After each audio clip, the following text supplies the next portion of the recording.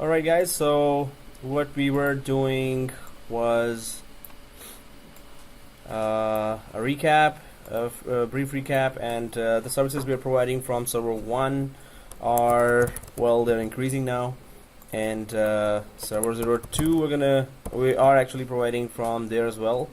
From server 1 it is AAA and name resolution offered by which roles. We kind of have an idea about that now.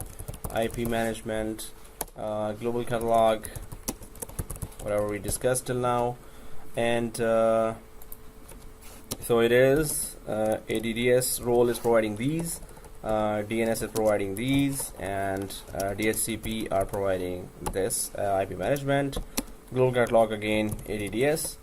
So when we install that and configure Active Directory, so authentication, authorization, and accounting is given to us, and global catalog services, voice right search, and user logon is being provided. But we wanted these services, or some of these services, to be highly available and load balanced. So we were trying to offer LBFO, right? What's that? So we're trying to provide, we're just doing a recap. So we're trying to provide LBFO, not LCBO, LBFO, right? So, that's all. So LBFO means load balancing failover, but it's not failing over here. So LBFO overall term we're going to be using for some future labs as well. Overall it is load balancing and failover. All those services will be then, not in technical terms we can say that they actually failed over, as we use in those another lab, failover cluster lab. There the true failover, meaning of a true failover, we'll learn that from a failover cluster lab.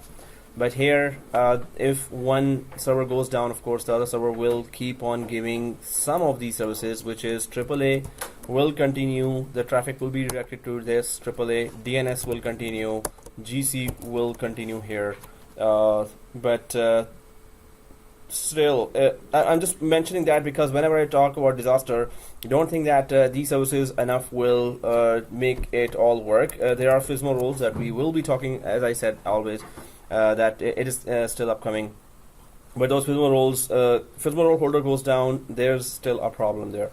You won't be able to create new domains, or there's time synchronization and password change replication. So some of the critical features will be still not available if server 1 is down. If server 2 is down, again server 1 will be able to give authentication, authorization, accounting, DNS, DHCP, and global catalog.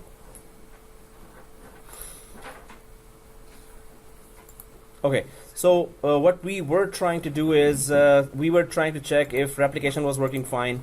So replication, in terms of replication, we knew that it was not a true two-way replication at that time, but is it now? So we have now started these machines after 2 days, but they should have been in a production environment. They would be just started, right? They would just be replicating to each other everything. So two-way replication we tried to prove at that time. For some it worked, for majority it did not work at that time, because we newly introduced those that second ReplicaDC here. And so we can just use the terminology here. This is a root DC and this is the ReplicaDC, and you can have as many ReplicaDCs. Suppose it's 10,000 users, so you could have 5 more ReplicaDCs according to what is the traffic and what is the topology you're sitting in, and how many branches you have. Each branch needs how many ReplicaDCs. So minimum 2 is Microsoft's recommendation, right? And yeah, okay. So okay, you're gonna be testing or starting the. No, it just starts to. Okay. So, oh, these two are taken. These Sorry. were taken? Yeah, today, student I guess is not coming. But you want to start with the sheets? You're starting the course, or? No, I just want the course Check. is about servers, right? Yeah, and CSA 2016. Yes. I just want to see how the course is Okay, going, and then cool. So, Okay. So we were talking about guys. Oh, was somebody sitting here? No, right? No. Oh, that guy's not. Okay, so you're good. Sorry, just later if somebody comes. So yeah. So we were talking about, guys, here that there is one domain controller or root DC here.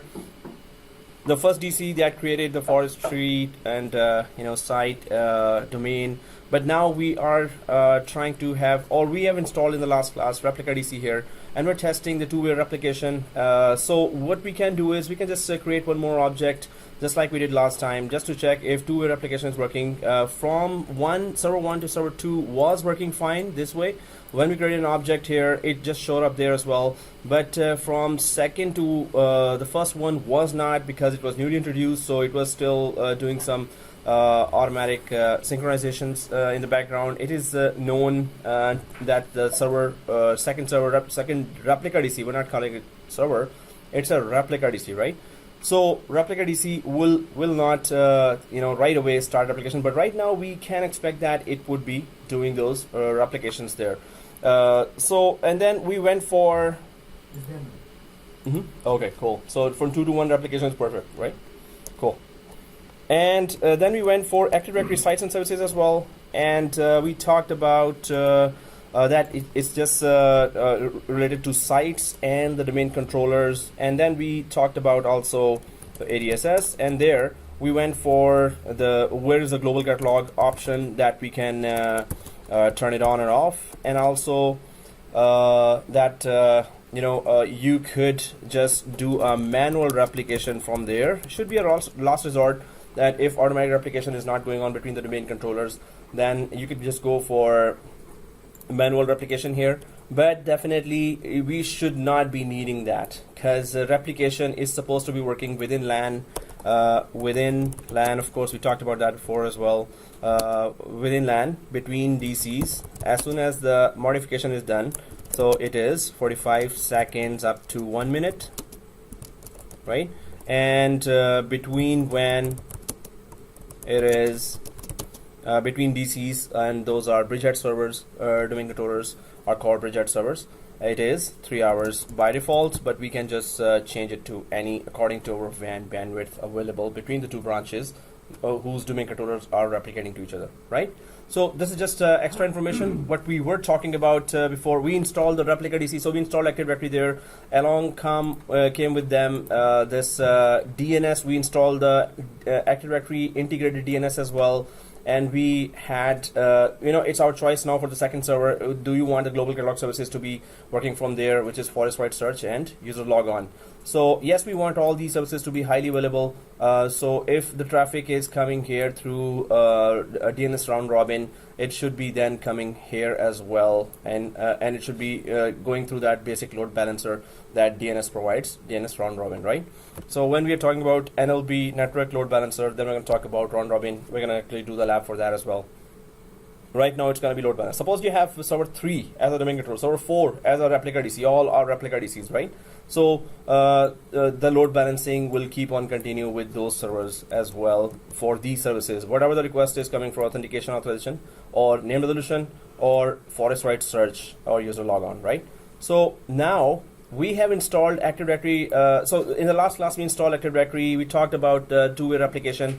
So let's go ahead and check our environment here, what we were doing. So if we have logged in already, so server 1, let's just log in from server 1 with always netadmin. It's up to you. You can just go for domain administrator account, but we created a copy of domain administrator just to be not confused with local administrator and domain administrator.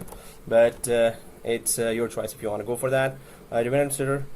So I've just logged in from server 1 here, which is our root DC, and our server 2 currently is replica DC. It was a membered server, but currently it is a replica DC, right? So I'm on server 1, and we just want to know what's the current situation here, what's the current configuration and topology here. So if I go for Active Directory user and computers here first, Active Directory user and computers. So here I can just expand that, and now before server 2 was a member server, so it was showing inside the computer's container in server 1 in Active Directory using computers. Now it's not showing because we installed Active Directory on that. Now it's showing inside the domain controllers here as a ReplicaDC now. It also offers the global catalog service here. Okay, so this means we have redundancy with this. Yeah, it's always netadmin. Please always log in from the second server. So in second server, we just install Active Directory. That's the whole thing we did. You're into server 1? Sorry? So are you into server 1 right now? Yeah, server 1 just to check the current configuration. Yes, I'm in server 1. And we. Is this for 740? No, it is actually. No, there's another one, 16 October 1. So if you're logging in from that. Yeah, it is. The course overall is 740. There are 2 accounts for that. Which one? October, 16 or 14. Yeah. And then Work hard one. work? Work hard. Yeah. And the D is small. Yeah, it's a reminder. Work hard, guys. No matter what you do, it's not enough for them. Yes, that's another thing. So, is it working? The password? Yeah. Okay, cool. Well, maybe the machines are not on this configuration, of course, because the guy who was using this, so definitely you have to make your own network, right? I think basic machines may be created there in VMware Workstation, but right now it's like you just have to listen. If you can join, if you know all the steps, it's good. Okay, guys. So we were talking about that. This is the configuration here. Let's go ahead and try to check our Active Directory sites and services as well. I'm still on server 1. If I open the same consoles on server 2, it's the exact same story there, because they are supposed to be identical, other than FSMO roles, which are 5 and are available only in server 1. Everything else is supposed to be identical between the 2 domain controllers, right? So if I go to tools here and then go to Active Directory sites and services, then we can, well, it opens a little late. You can check it out as well. The connector that was created with within the sites and services with each domain controller. So if Active Directory sites and services is open, we rename the default first site name to Toronto. It's just a name. Yeah, we can name it to anything, right? Nothing technical here. So if we go down to our first site here, we see 2 servers, and we talked about that. It is NTDS here, written, and second domain controller also. First of all, in Active Directory sites and services, only domain controllers will show, right? Member servers will not show there. Only domain controllers will show, right? Second thing, server 2, we talked about that as well. That and this is the end of our. Okay, no. Current topic? No. Okay, so here, server 2, we have manual replication option. We remember that, so we talked about that, which way the replication is going. Anyone remembers that? Is the replication, if I click this button, which way the replication is going? From domain controller 2 to domain controller 1, or from DC 1 to 2? 1 to 1. 1 to 2. 2 to 1. 1 to 2. We talked about that last time. Which one is it? Server 1? Is it server 1? I'm sitting in server 1 to 2 here, Then it's 1. No, this is the and if I click replicate now, is it going to be from 2 to 1 or 1 to 2? 1 to 2. 2 to 1. Somebody's right and somebody's not. So okay, here replicate now, and we talked about this from, right? So if I'm in server 2 and I click replicate now is not something that I should be, we should be using that all the time. I created 10 users here and they're not showing up till now, so let's replicate now. No way, don't do that, right? So let's keep it as a last resort, right? So it would always be when replication is not going on, and this is a big deal. At once, fire all the alarms here, and it's like a 911 call. You have to check why replications are not going on. So in replication topic properly, we're going to go for REPL-admin and all those commandlets there in PowerShell or CLI. I'm going to try to check how to trace why replication or what kind of replication diagnostics we can check. But right now it is going from 1 to 2 because of the from server. So it's a pull replication, right? It's a pull replication. So This we knew, and then we talked about this right click and properties. If we go there to any one of those NTDS settings for any one of those domain controllers, we can see that if it pops up today. Okay, Monday or Sunday it's gonna pop up, or maybe I was too fast. Okay, properties, yeah, there you go. So global catalog is there. Of course, Microsoft recommends that please have the global catalog enabled on. Suppose you have 10 servers, 10 domain controllers there, and maybe 20,000 end users there, and you have those 10 domain controllers, so all domain controllers can also take part in offering the forest wide search and user logon. So it's a good practice. The more servers are answering the request, the better, right? But you can just put it down as well.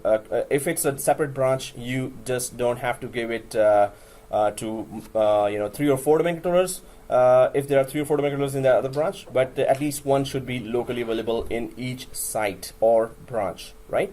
So we have talked about that before as well. Best practices. We have talked about the domain controller ReplicaDC here, right? But what about? So any questions till now? Actually, in the last class, we did talk a lot about it, best practices that Microsoft would want.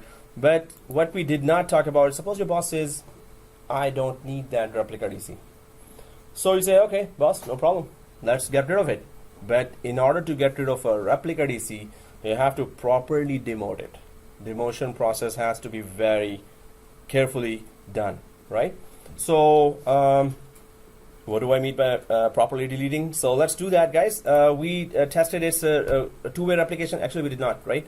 So I'm just going to quickly go to server 2 here.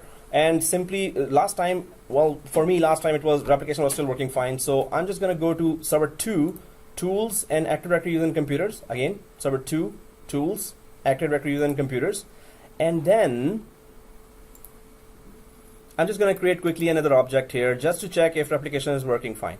So I'm just going to go for server 2, Active Directory using computers, new object. We did create that before as well. Organizational unit, and maybe now marketing department, marketing DPT OU. So I'm just creating that. Press OK.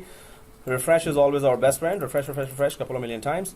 And server 2 here, have marketing. If I quickly go to server 1, well, I'm expecting it to be already there because replication should work fine or fast. 45 seconds is like the maximums, right? Yeah, there it is. So 2 to 1 replication is working perfectly now, right?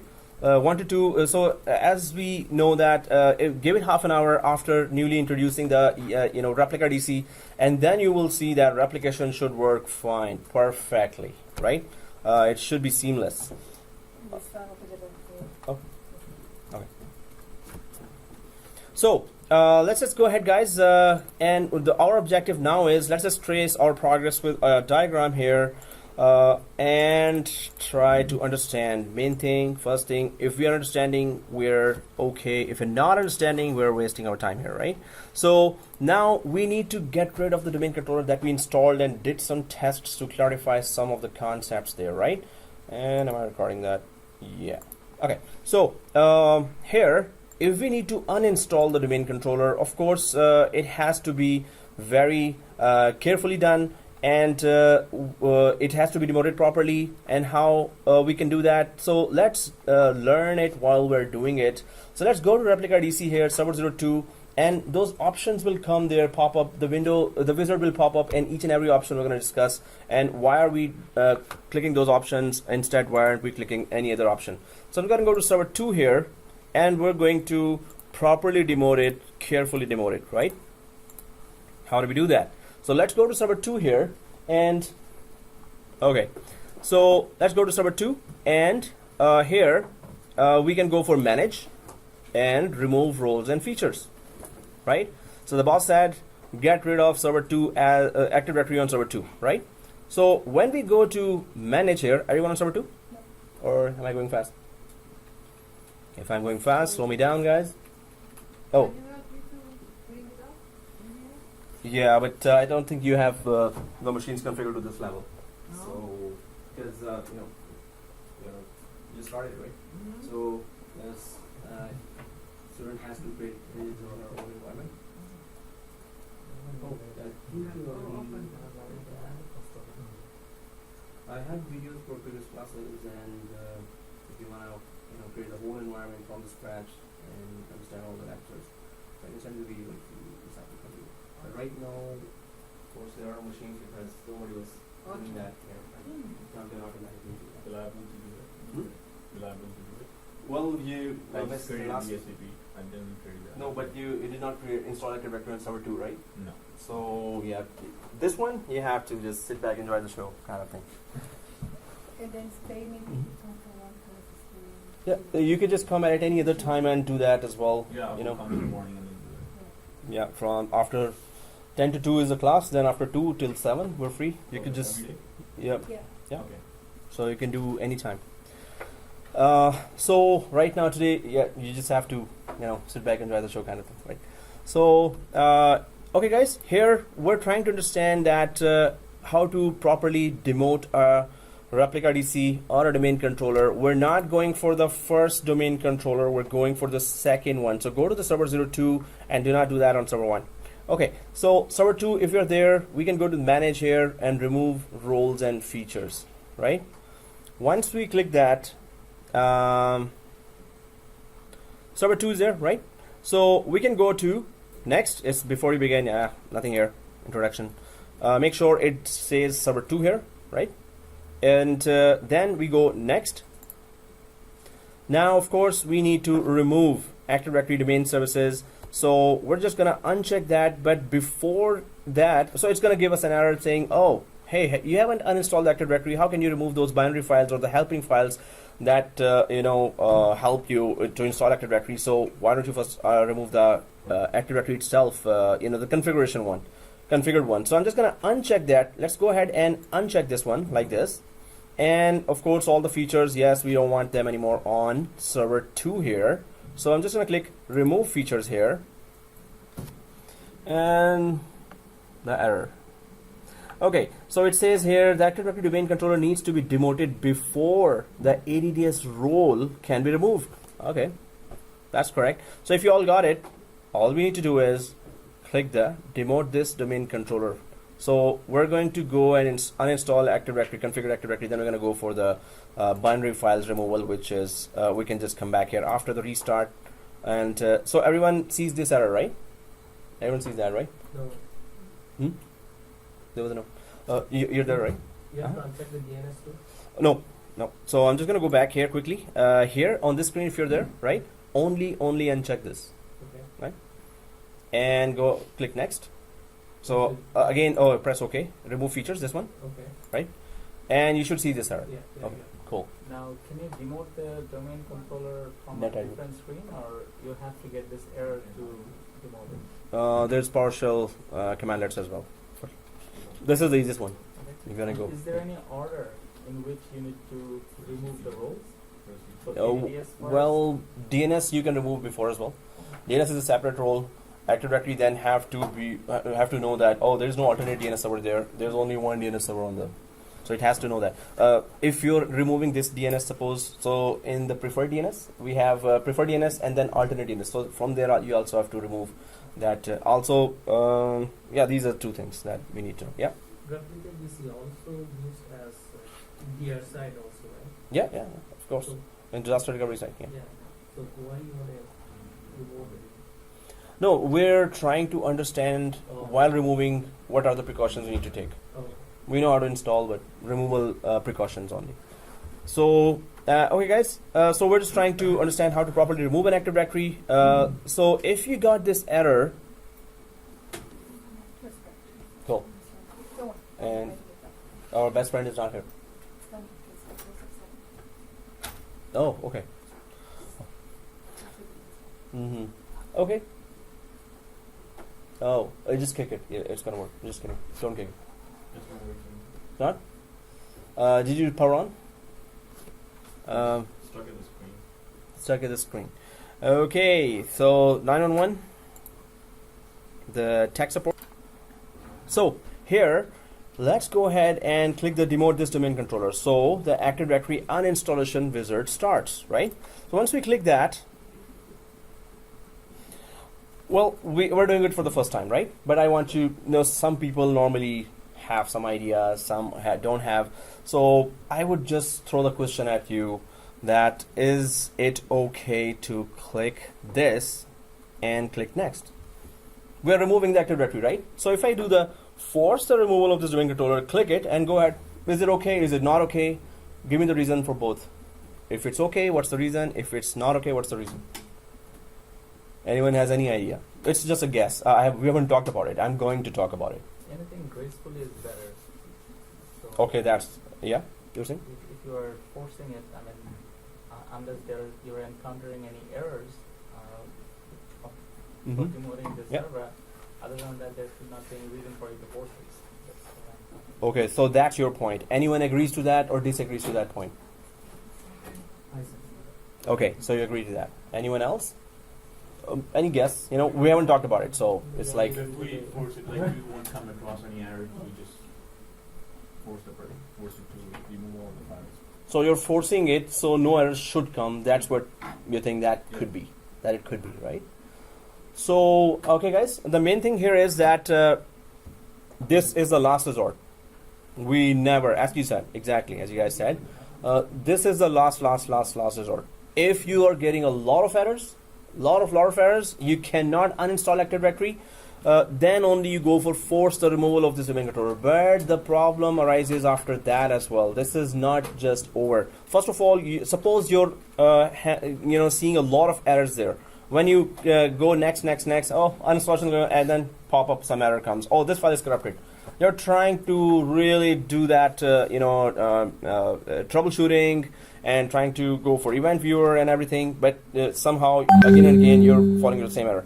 So what happens here? You finally go to force removal, click that button, and then click next. It's going to forcefully remove the domain controller from the forest, right? From that domain, right? But what will happen is you have to remove the metadata of this domain controller from DNS, from Active Directory. What is that? Metadata. So keep this window open here, and let's go to server 1 here. Server 1, right? First of all, metadata is every information about this server, server 2. Metadata means every information about this server in your DNS, in your Active Directory. So if I go to Active Directory on computers, in server 1 is already open, right? So if you go to domain controllers here, server 2 information is there. I don't want it to be there once it is removed, obviously, right? So second thing, this is first thing, yes, it should be gone automatically when I properly remove that, but it's not removing. You force remove it, so this information will stay here. You have to come here, right click and delete it. First thing, right? That's not all, that's just a start. Then minimize this and go to tools. I'm on server 1, tools and DNS, right? In DNS, it will be referring all the users for name resolution and for AAA, authentication, authorization accounting, and for global catalog services. Forest-wide search, which does forest-wide search, and user logon. For all these services, users will be still redirected to server 2 while we had force removed it. We had to force remove it, but its information is not gone. So let me just show you where this information is. So if you go to forward lookup zone, expand that, expand the netbus domain.local here. This is our zone for this domain. And if you go to the sites folder, everyone sees that? Sites folder, right?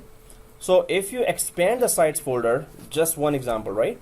And expand, this is our site name that we renamed. Otherwise, you will see here default first site name, right? So it doesn't matter if you see another name here. It's renamed. So when you click the down to TCP, so I expanded this sites Toronto TCP on the right side, the service location records here, right? So if you go there, suppose you force remove that, you had to force remove that, you had no choice but to force remove it, right? But then server 2 is still offering global catalog services. Server 2 is still offering Kerberos services, which is authentication, right? It is still offering LDAP services, which is accessing the directory services, from any application or the user here.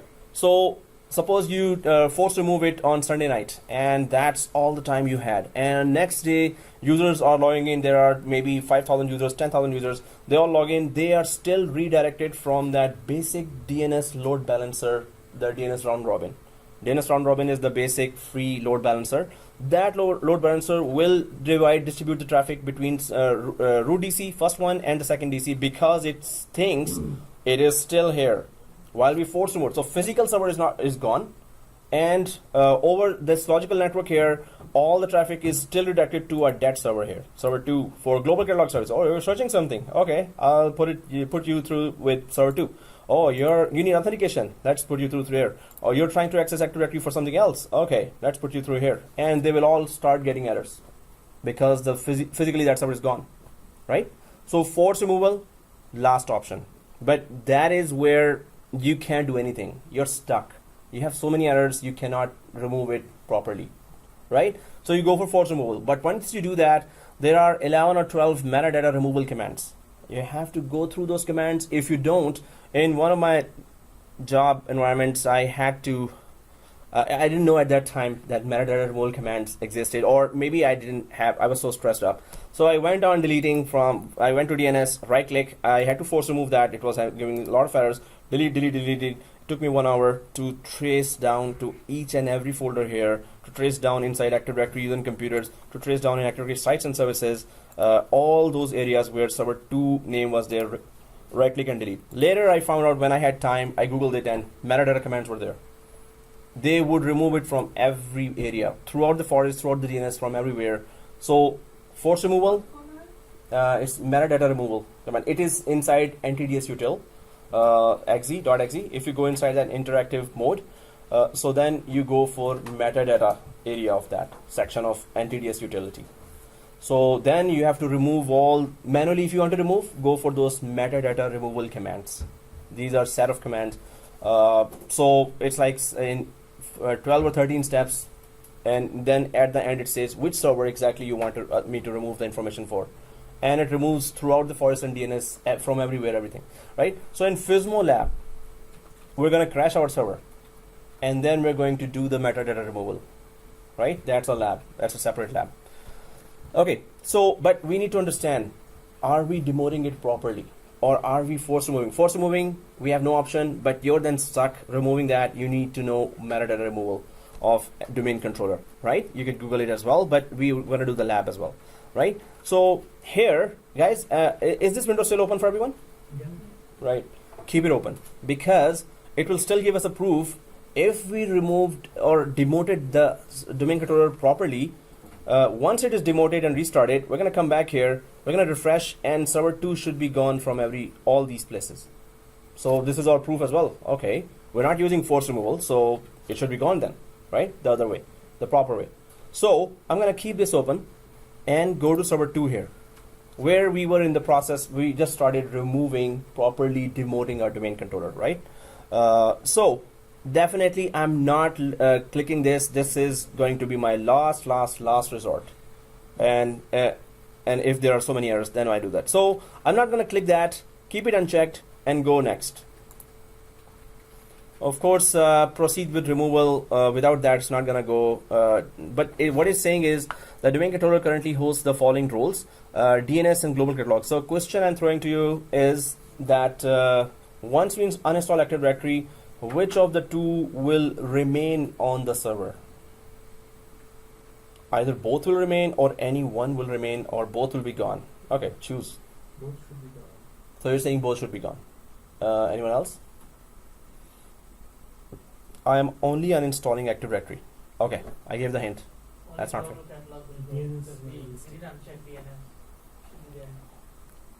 So that's what you're saying. You're also saying the same thing? We're uninstalling only Active Directory. So I'm just saying that. But do you still stick to what you said? Or what will be gone? You say only global catalog will be gone, right? But DNS will stay. Yeah. Anyone else want to take part? Both should be gone. Both. Hey, you're sticking to it. Okay. No, I'm just not hinting at anything. So, okay, guys. But the main thing is, yes, global catalog is crucial part of Active Directory, right? DNS is a separate role. It's two different independent features, roles, right? These are like just two people. So one is going away, one is staying, right? So although Active Directory totally, Microsoft environment totally depends on DNS, but DNS has separate role. If we choose it to be removed only, then it gets removed. If we are choosing only Active Directory to be removed, only Active Directory will remove, and it will take its crucial components with it, right? Global catalog is part of Active Directory, so it will be gone. But DNS will remain here because we didn't choose it to. Unless the next screen says, oh, you want to uninstall DNS as well, then it will be gone. Otherwise, it's just ADDS, and only ADDS will be gone right now. So global catalog will be gone, of course. So proceed with removal. We click this option here, right? And click next. Okay, so this is the password in case we forgot our local administrator password. This is the password we should know. We are demoting this. We're removing Active Directory. Suppose we forgot the local administrator password. So another question, will this server be still a member server, or will it become a standalone server? Which means, will we be thrown out of the whole domain, or will it still remain as member server? Will remain as member server.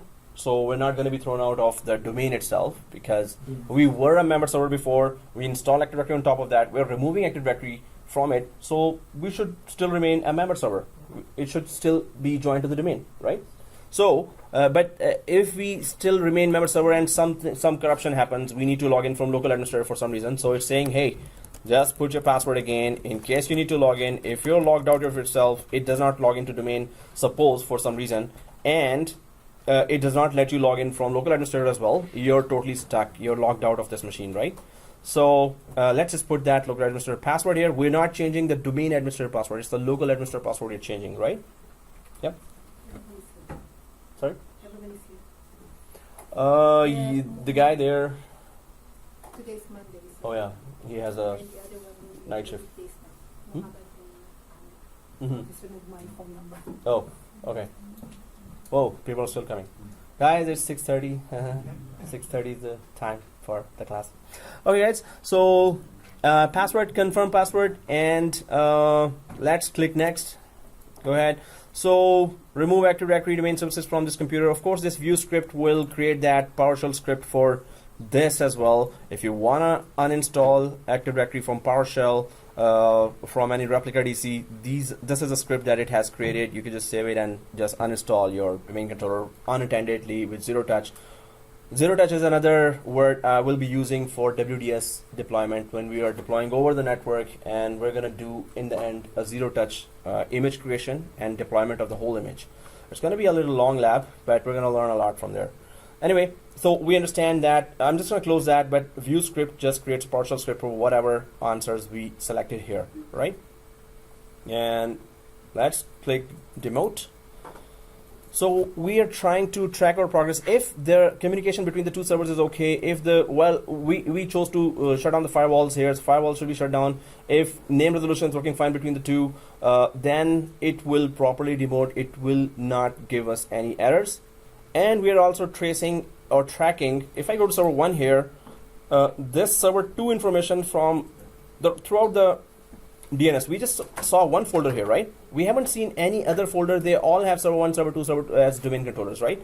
Because these are SRV, service location records here, and these records just tell the client which domain controller is offering which service there, right? Suppose we say that, oh, we want GC only on server 1, but we don't want GC to be on server 2, so GC or global catalog services will not be available on server 2. But we decided every service should be there as well, whichever is on server 1, except for DHCP.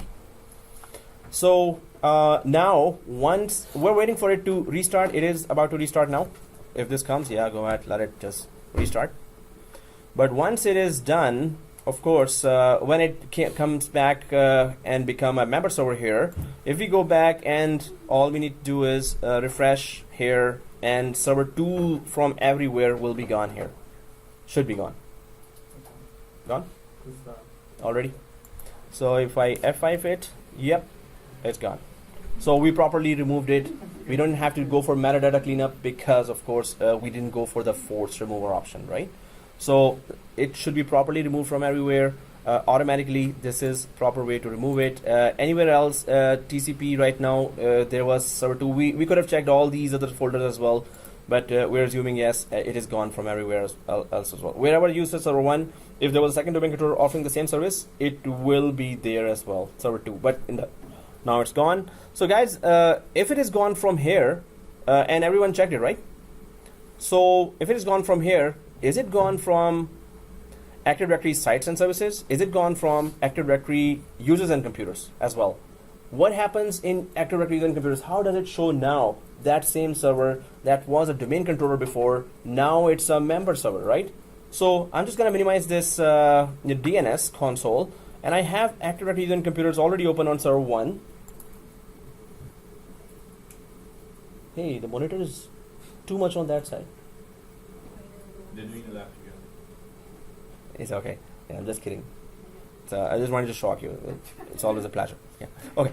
So, okay, guys. Here, net plus domain. If I click that and refresh, domain controllers. Yes, it was here as a ReplicaDC. Now it has gone back to member server here, right? So that's a change that is reflected in Active Directory and computers if you properly remove a domain controller. And then quickly go to sites and services as well. So I think I have sites and services closed here. So I'm just going to go to sites and services. It's going to be a little different there. I'm just opening on server 1, Active Directory, sites and services. So we have proof it was properly removed from there, but sites and services is one place from where you have to do it manually. Suppose you had 5 more replica DCs there and you just remove them one by one. So, you know, it's going to be, you have to be careful, and you have to check from every area that is there any information that is not supposed to be there, right? From majority of the places, it's going to automatically remove itself. Even after metadata removal, suppose you had to use metadata removal, you have to come back here and check in sites and services, is it removed? Normally, if you leave it like that, 1 or 2 days, you know, 3 days, you will find it gone.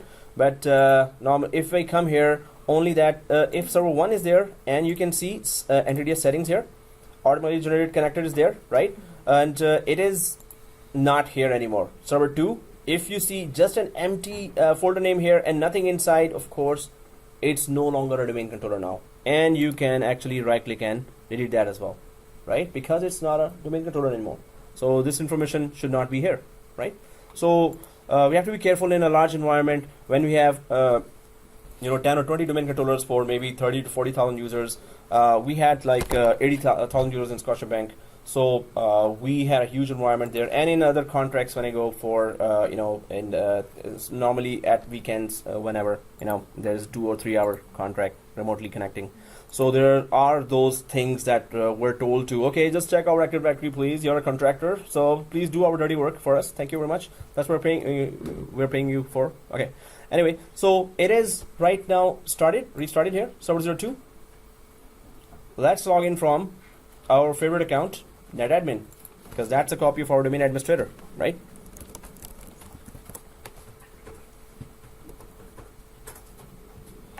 So it's a member server, and we get to know that, okay, yeah, we properly removed it, and we tried to see all the places there.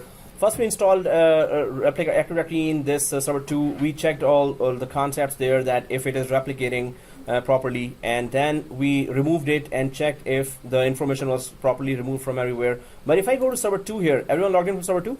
Yeah. Okay. So what's the proof that, okay, if I don't go to server 1, I want to locally know that. What's the proof that it is no longer a domain controller now? So, yeah. On the dashboard, server manager. There's no ADS. So on server 2, right? So we did not remove the binary files from there, right? Active Directory is gone. You can see this yellow triangle here. Promote this server to a domain controller. But the main proof, if you want to know it from command prompt, you're remotely connecting to some server. On server 2, go to your yellow folder or the file explorer. On server 2, go to your yellow folder or file explorer. Then go to this PC. Some of us know where we're going now. C drive.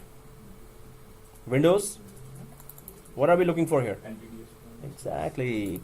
So click that. N. Notepad is there. And that's it. NTDS folder is not there. NTDS folder has the ntds.dit file, right? Which is the actual database file of the Active Directory. NTDS folder is there, it's a domain controller. It's not there, it's not a domain controller, right? But here Um, we still have these icons. Yeah. So let's say I'm gonna Mhm. do that. So we are getting a check mark like force this to uninstall Yeah. So let's say if we do that and we have some file and when we are reinstalling it, The Megator Active Directory. Yeah. So will it give errors or will it pick the old files and then try to? So suppose you did the force removal, it And is we didn't restarted.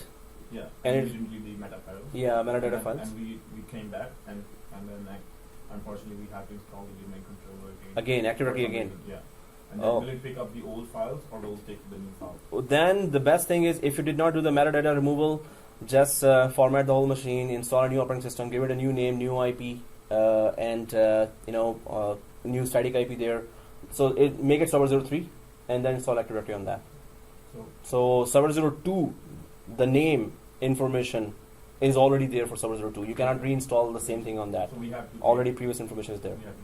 Yeah, we just have to go manually if we don't know the metadata commandlets. Otherwise, we ask Google Sensei, our master Google, right? It saves our jobs, literally. So it saved my jobs many times. Google. Okay.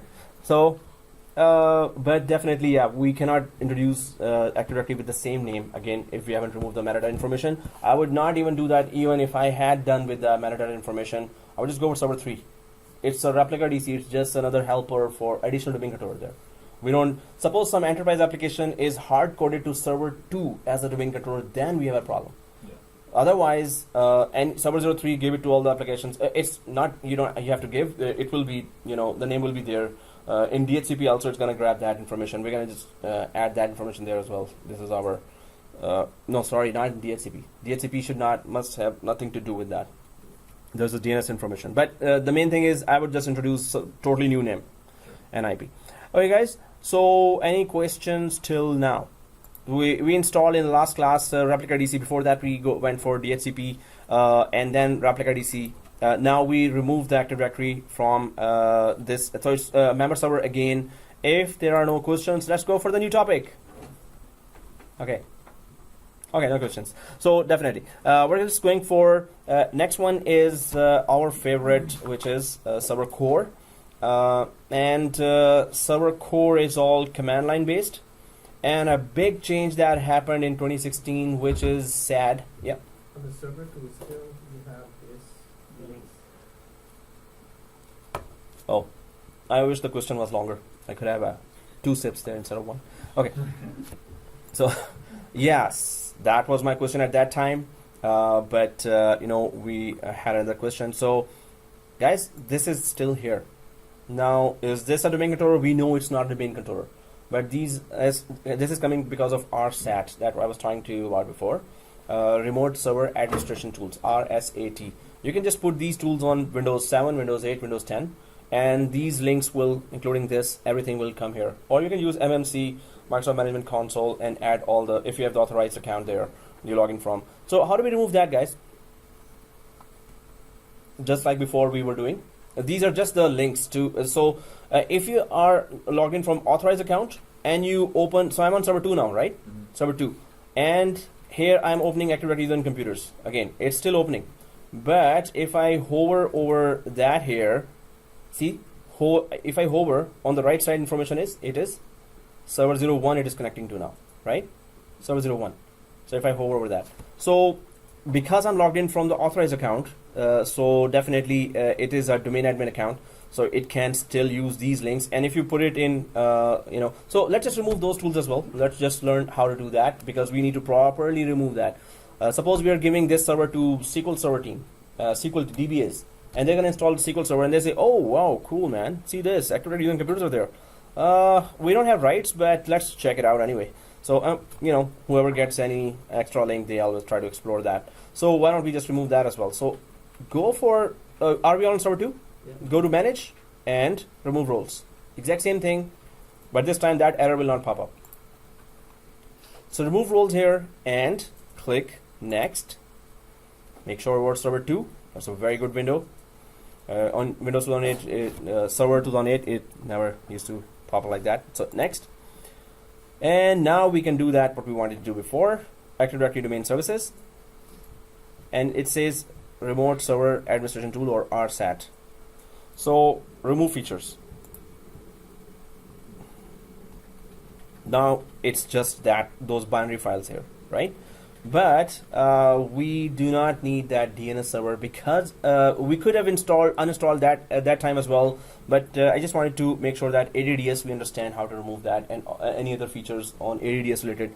Now we can just uncheck DNS as well as a console. It should not be here as well. So I'm just unchecking DNS here and remove features. So it should look like this now. Active Domain Services and DNS, right? When we had DNS, so well, one more thing, we're about to uninstall it, but if I keep the window here, when we had DNS, we never went to our network card here. I'm just showing you the place, you don't have to follow that, just showing you. We never went to this, and we never mentioned that we had an alternate DNS here, right? So we never went to DHCP and told every client that we have an alternate DNS here. So since that point is there, for servers, we could statically just put that alternate DNS. Suppose we decided to have that DNS permanently, right?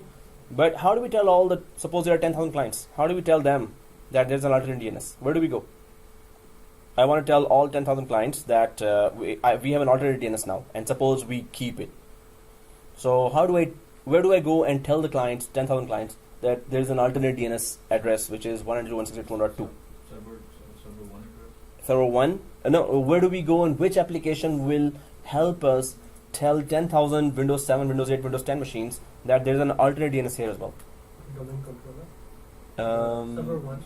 Server 1 we go then. Okay, in server 1. Same network settings on the. Okay, so you're saying we go to server manager here, and then we go for local server here. I'll just go for that network connection here, right? So you're telling me to go to on server 1 and go to Ethernet 0, right? And then go to properties. I would just want to tell all 10,000 clients that we have an alternate DNS server. Suppose that was the case in what we were doing. So what we would have done. So I'm just going for V4. Yes, it is not mentioned here on this particular server. It is not mentioned here that we have an alternate DNS server. Suppose we had that alternate DNS server. So I would have come here and put, suppose we had 10,000 clients. We have 50 servers or 100 servers, right? So all those servers have static IP. So we would go to each server either by PowerShell, we can remotely put that IP, or go to each server and put this information. Oh, we have an alternate DNS server called 192.168.2.2. That's the IP for that. We have to do it manually, or you have a script, you can go ahead and do that in server side. But 10,000 clients, we cannot go to each client and put that alternate DNS information. Again, I'm giving a hint there. We don't go to each client and do that. Some application does it for us.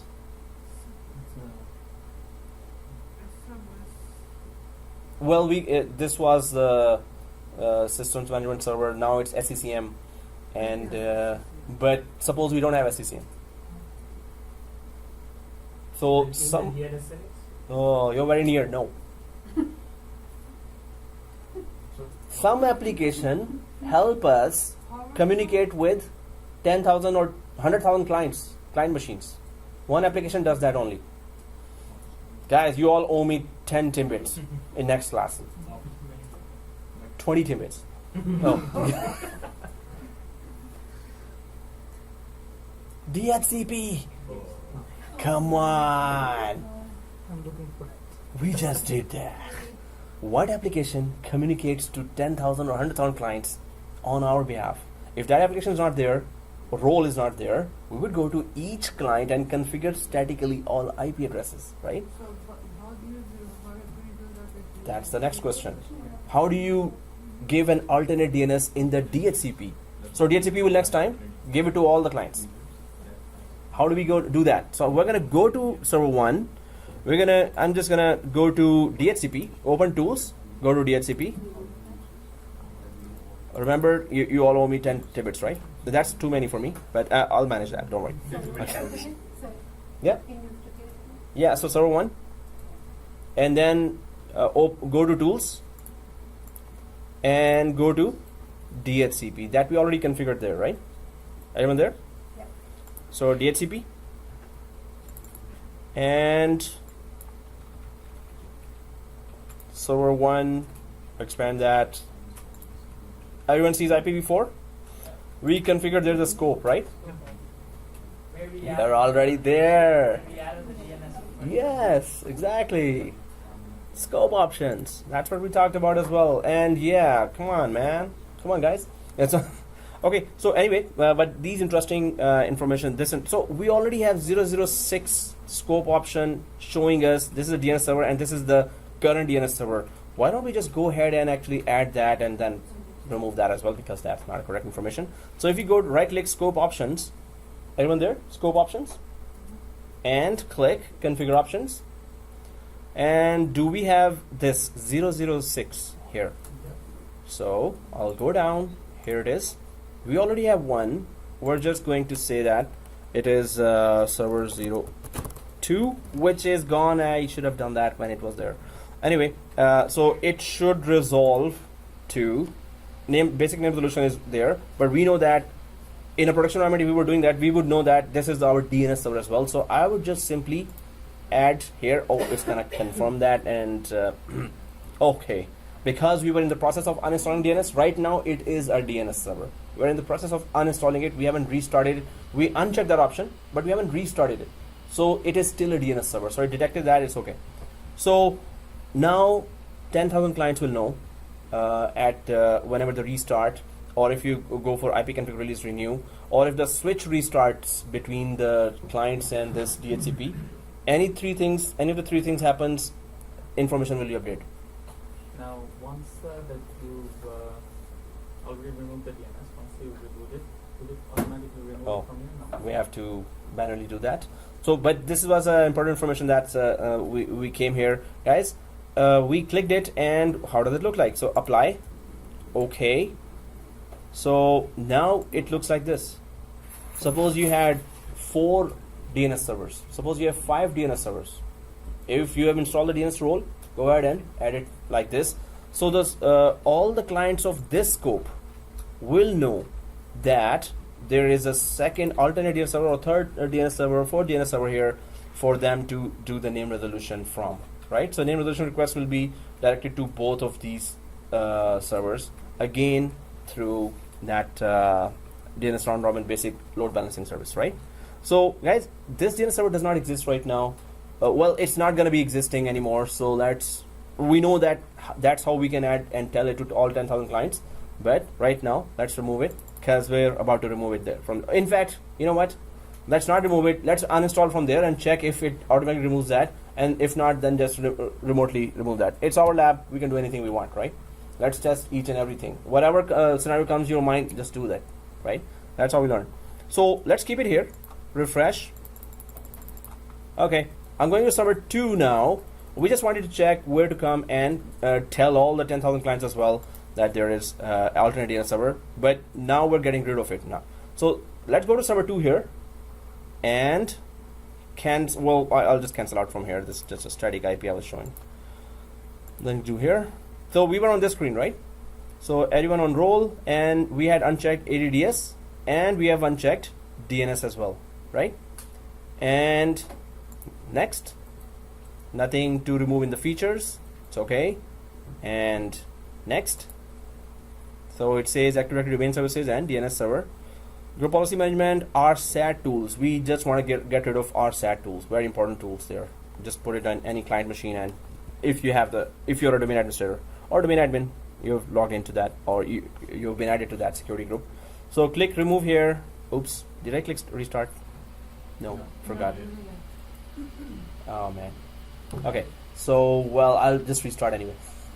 Okay, so this was my mistake and that was your mistake, so we're even with the Timbits now. Okay. You know, in morning classes we have this. I introduced that punishment in every class, so we get that Timbit so much now that it's not good. What?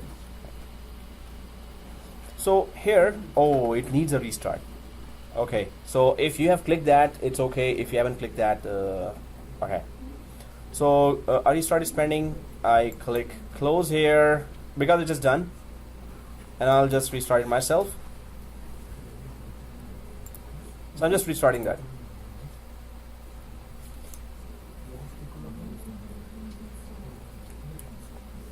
You seeing the video?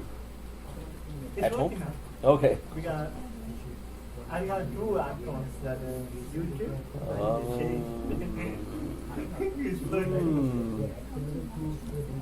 Okay, cool. Now I need to study Yeah, redo the labs, man. Cool.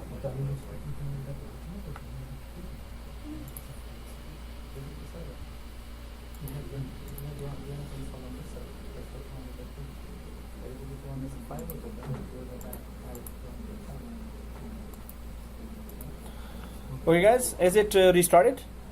So if we did not uncheck, it requires a pending restart. Please go ahead and restart. Right? If it is restarted, you should be looking here. I still restarting. Okay, restarting. So we removed that, but what's the proof that these are removed? RSAT tools are removed or not? So just go ahead and log into NetAdmin and check. Those tools should not be showing there as well. So it should be a clean member server to be given to any other team like SQL Server team or SCCM team or any other team, right? So here, server 02, and if I go to tools, apart from PowerShell, it is still it's a separate feature that we can remove, but everything else is gone. RSAT is gone. That's what we needed, right? RSAT is gone.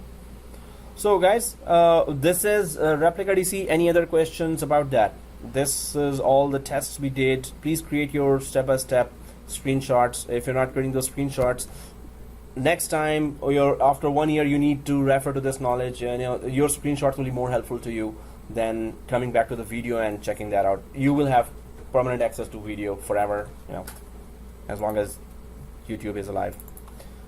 So if you want to add RSAT on a Windows 7 or Windows 10 machine, is that a component that you can download of Microsoft? Yeah, for Windows 10, you have to just go to features and go down there RSAT. But otherwise, you have to download for Windows 7, Windows 8. I think in Windows 8, I have to confirm if it's built in there or not. Enterprise editions, not home editions, of course. Yeah. Oh, you guys are what? 10? 7 and 10. 7 and 10. Oh, okay. Alright guys, let's go for the next topic. And this is ServerCore. Finally, I'm gonna use a slide.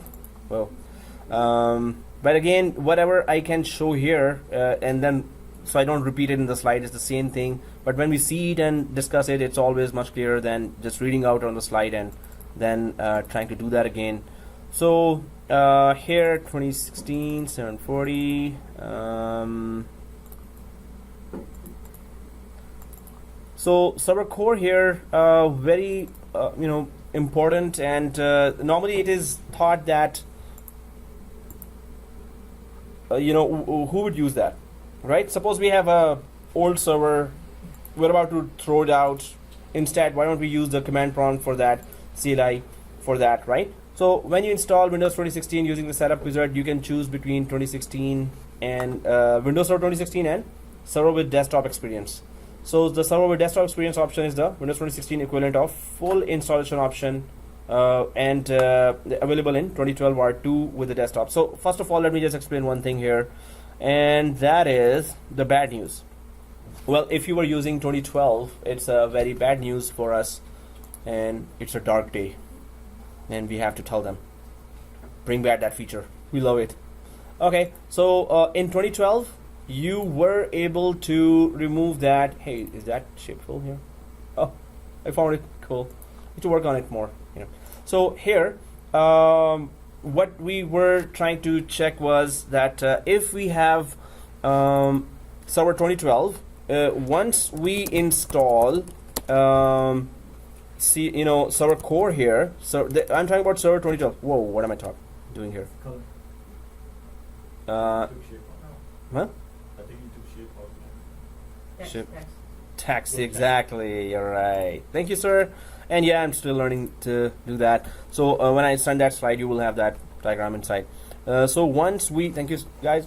So once we install ServerCore here in 2012, I'm talking about, we could convert it to GUI and back to CLI and back to GUI and back to CLI. You can just keep on doing that, right? So that was a very, very cool feature in Windows Server 2012 R2, that we could convert ServerCore to GUI and back anytime we want.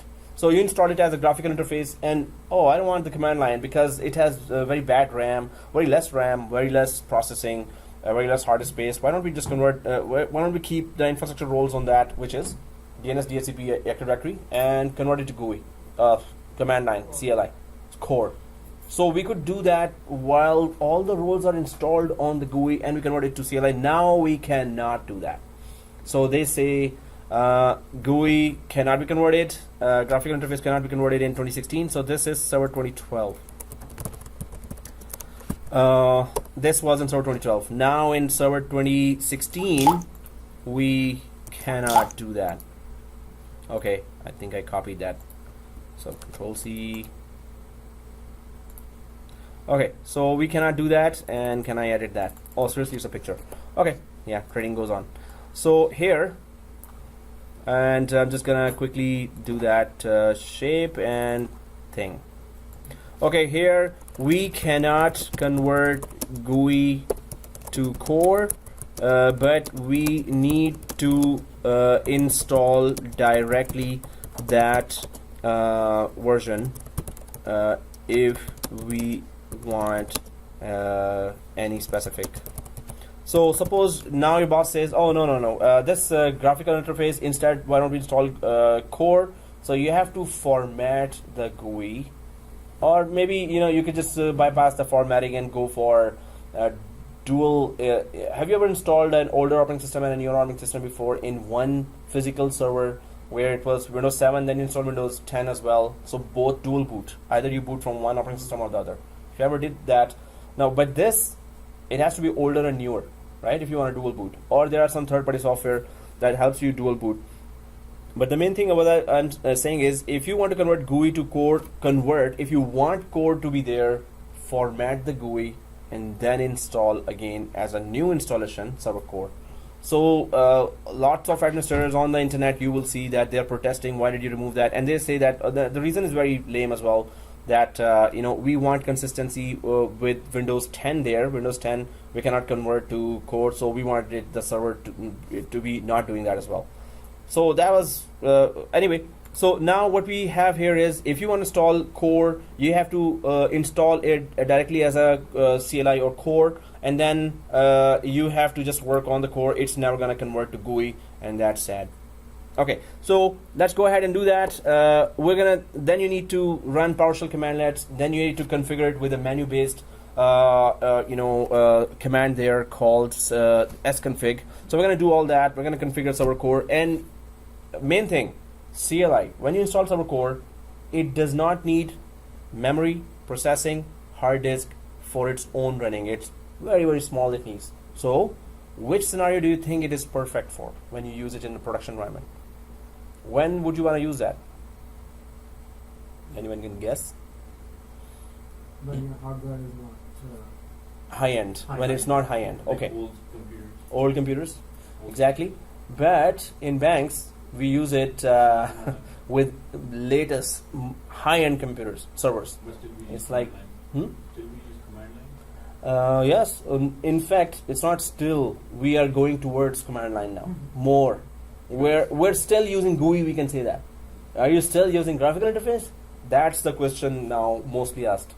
Because it's more secure. More secure and more automation can be done. You're doing some repetitive tasks there again and again and again and again and again and again. So why not instead just write a script, and so what you're doing in GUI in 10 minutes or 1 hour, you're doing in 2 minutes there, right? Or 1 minute, in whatever is 1 hour, 2 hour task. So you can do more automation in CLI. So guys, here, let's just go ahead. So this was Server 2016 information. And we don't have R2 yet, but after 1 year, maybe release 2 with a lot of new features there. So sometimes companies wait for R2 to be released, or they ask Microsoft, hey, are you releasing R2 or not?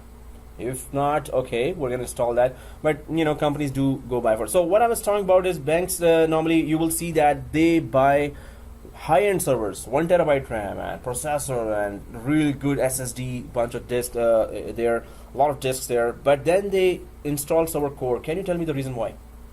With very high-end servers, they use that. Either administration. There's another reason for that. No, but it all depends on when you buy a very high-end server, you're installing some big application there or some application that's going to use a lot of memory, a lot of processing, a lot of hard disk. So you don't want the operating system installed on that high-end server to be using, or you want the operating system to be using it very less memory, processor, hard disk, right? So what is that application that they use extensively? They buy high-end servers, they install ServerCore, and then they use that particular application. Well, it requires GUI. So ServerCore, so the application. Well, on ServerCore, it may or may not be supported, or it's going to be a little difficult to do that. There's another application that we're about to learn in next topic after this. Hyper-V. So what is the benefit of that, guys? So if you have ServerCore installed, on top of that, install Hyper-V and then keep on installing as many virtual machines. So all the memory processing and hard disk is available for memory, for virtual machine, and not for the running of the operating system itself. If you install a graphical interface as we are doing now, operating system will use processor, memory, hard disk for its own running as well, which we don't want here. So we want every bit of that physical hardware, memory, processor, and hard disk for all the virtual machines that we are introducing there, right? So normally you will see that if the bosses say that, hey, we want 4 more servers, but budget is not approved for that. If we go for 4 physical servers, it's like $60,000. So budget is approved for just 1 server. So we're buying a $20,000 one server here. And then what I want you to do is just go for ServerCore there and then install Hyper-V role, and all those 4 servers which we were supposed to buy as physical servers, we're gonna install virtual servers on top of them. So in one 20,000 server or $15,000 server, you have 1 terabyte RAM, lot of processing, lot of hard disk, SSD. Actually, it's LAN. It's coming from SAN anyway. So you're going to install maybe 4, 5, 6, or 8 virtual servers there, right? Which are gonna perform the same way, right? So ServerCore, it's used more instead of less. Yeah, we're saying. How you define the term ServerCore? Someone asked you. Yeah, it's a command line based operating system that requires very less memory processing and hard disk space for its own running. It has a very small footprint. In fact, I was running a slide here, so here all the definitions coming. Sure. So guys, we understand that first of all, it does not convert from GUI to CLI and CLI to GUI. That is not available anymore. Maybe in release 2, maybe they introduce that. And second thing, it is used a lot in banks and government institutes. So don't think of it as, oh yeah, if somebody has old computer, then yes, that is still on. That they still use that for old computers. Normally they use it for Hyper-V. That's their secret weapon. So they can. But we can still use install it in GUI form. Installation. We can. So now in 2016, if you want support, so you install ServerCore. Now you want to install GUI on that. No, I don't install ServerCore, but I want to install GUI. Yeah. Yeah. So, well, that's a physical hardware, right? So you can install GUI just like we did in the day 1. But convert or like. No, it doesn't convert now. So you just have to format that ServerCore and then install. Completely format the whole thing. Okay, guys. Here, let's just go ahead a little and talk about. So when you install 2016 using Setup Wizard, you can choose between. Oh yeah, we talked about that. So if you do not make a choice in the Setup Wizard, Windows 2016 is installed. This is a ServerCore installation. So if you do not choose desktop experience, we chose desktop experience for our installation. If you do not choose the line desktop experience, it's going to install the ServerCore for you. That's what we're about to do now, right? So let's go for next. The ServerCore option reduces the space required on disk. The potential attack surface. Yes, 76% more attacks happen from hackers on the graphical interface than on CLI based operating systems. 76% more attacks happen because there's a lot of code available to search for vulnerabilities in that code. When it's graphical interface, it's a huge amount of code you're loading, right? With ServerCore, it's very less amount of code you're loading. So the attack surface is very less, right? So, and especially the servicing required, servicing requirements, so we recommend that you choose the ServerCore installation unless you have a particular need for the additional user interface elements and graphical management. If you have specific need for GUI, go ahead. Otherwise, ServerCore supports a lot of roles. So what are those roles that ServerCore support? If you do feel you need the additional user interface elements, see install server with desktop experience just means GUI, right? So we're not going for that. User interface, command prompt, so it supports command prompt, install, configure, uninstall server roles locally at a command prompt with Windows PowerShell. So you can install all the roles locally with PowerShell. We need to know how to do that. Install, configure, uninstall server roles remotely as well. You can remotely connect to a ServerCore installed physical server, and then you can remotely connect to it and then do that. And with Server Manager, remote server, or RSAT, or Windows PowerShell, you can remotely connect to that ServerCore, right? So if you're actually connecting from a different server Mhm. using RSAT tool, you're basically getting the GUI. Yeah, no? So we're gonna do that now. Server 1, and we can remotely connect, and it's gonna still show us the command prompt or PowerShell. So we just need to know a lot of PowerShell. I'm gonna send you hundreds of those commands, and hopefully somebody uses that. So, okay guys, server roles available here. So these are all the roles: Active Directory certificate services, Active Directory domain services, DHCP server, DNS server you can install on ServerCore, file services, Active Directory lightweight directory services. ADLDS is just it offers a replica of schema. What did I just mention here now? Replica of what? Schema? So guys, what is schema? It contains classes and attributes of all the objects in the forest. Whenever we use a terminology, let's just be clear about that. So I'm just gonna quickly put that ADLDS offers replica or copy of schema. So schema contains classes and attributes of all the objects in the forest. Now what does that mean? In the forest. Although this is a discussion I was supposed to do with FSMO roles, because schema is one of those roles. So it's already upcoming, but just a brief overview of that. Suppose there's a user object here. You create a user, right? User John, or we created 390 users before, right? So user object is there. So what are the classes and attributes of that? It it has a password. So how will it work in your environment? And it logs in. So what does it do? And modify its properties. You can do. So these are a lot of things you can do with a user object. So similarly, there's a very long line of that, right? You can do this with a user. What can you do? It defines in the schema, right? So then computer object, what does it do, what it doesn't do, especially what it do. So long list of, so schema defines that user will log in, it will have password, you can do this with a user object, and computer object you can do this with an organizational unit, group policy, whatever we can create there in Active Directory. Schema defines what will you do, how will it be used, right? How will it be used? So schema contains classes and attributes of all the objects. It is still a discussion. I'm going to go in more detail when we go for FSMO roles. One of the roles is schema, so we're going to talk in detail, in depth. So here, but we need to know in interview as well. Suppose whichever company you're going to, and they're asking, hey, install ServerCore, or tell me at least what roles are you can be installed. So you should know that ServerCore can take all these roles. Hyper-V, especially Hyper-V, it is very attractive that you install a very small footprint of an operating system, and then install the Hyper-V role, and then keep on creating virtual machine, right? So print and document services, it could be a print server, it could be a file server, and then streaming media services, web server, it can be a web server as well, including a subset of ASP.NET. So developers can use that as well, remotely connecting, putting their files for the websites, their web applications they are creating, and then testing them as if it was on the internet. Web server just gives you the environment that how would an application look like on internet if we had uploaded on internet. Without uploading it, you can just check it in the web server, that how will it look like on internet, how will it react to the user requests there, right?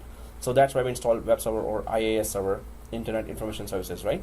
So, and then Windows Server Update, WSUS, we're going to do that. Active Directory Rights Management Services, this is for copyrights. Suppose you want to hide the documents from, you have critical documents there and you don't want the users to print, save, delete, copy. So Rights Management Service there that protects your copyrights for the documentation of your company. And then routing a remote access server, and just introduces the remote connectivity. Remote desktop services, that is that VDI, just like Citrix works. The remote desktop services is Microsoft. So you can see all kind of roles can be installed on ServerCore. You can use ServerCore for a huge variety of roles here, right? So this slide you will get, and you will then know, at least when you're introducing ServerCore, you should be mentioning that these roles that it supports. So let's go ahead, guys.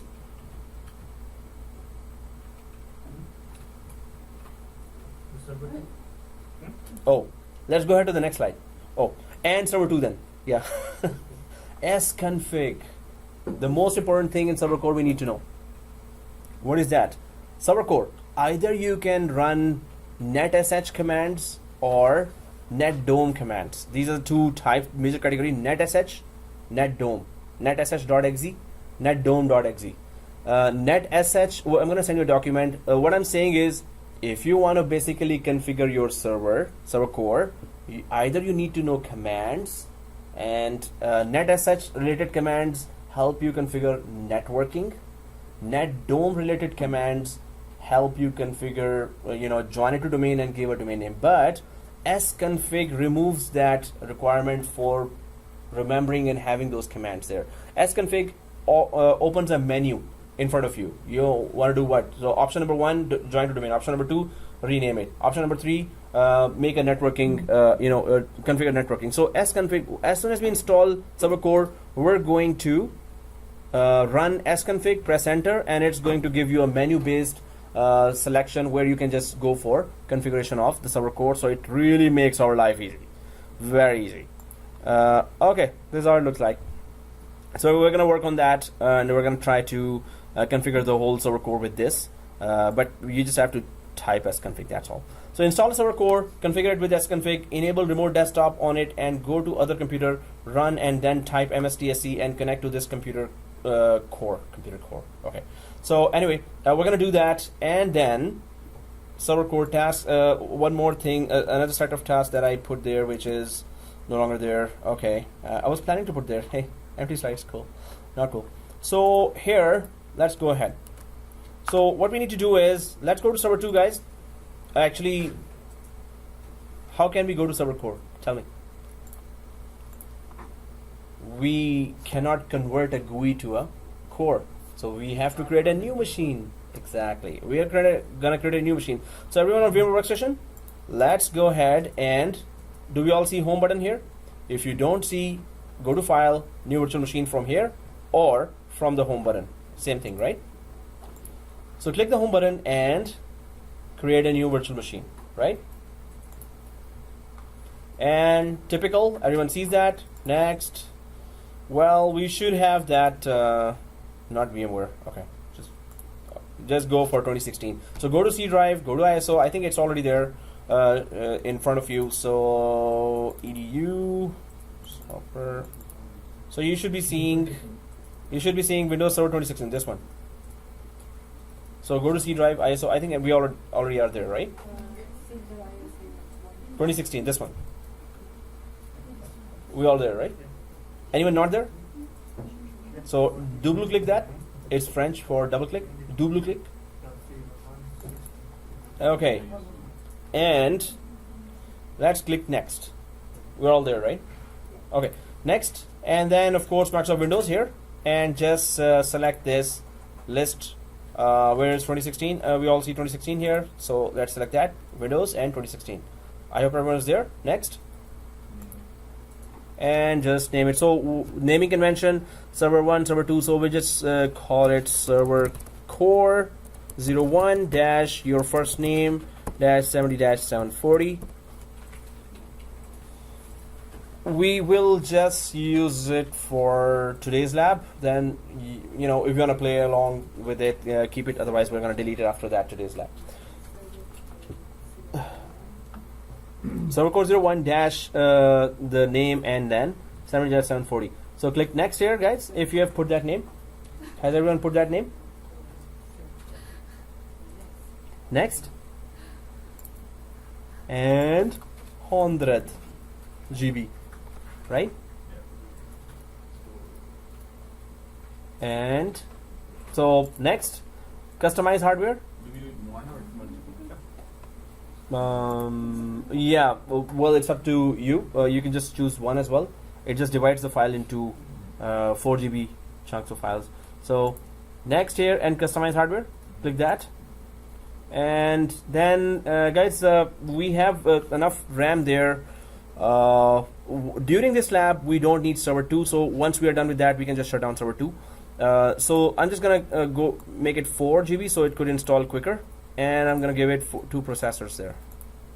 So 4 GB 2 processors so it could install quicker. Do we all remember what was the network adapter?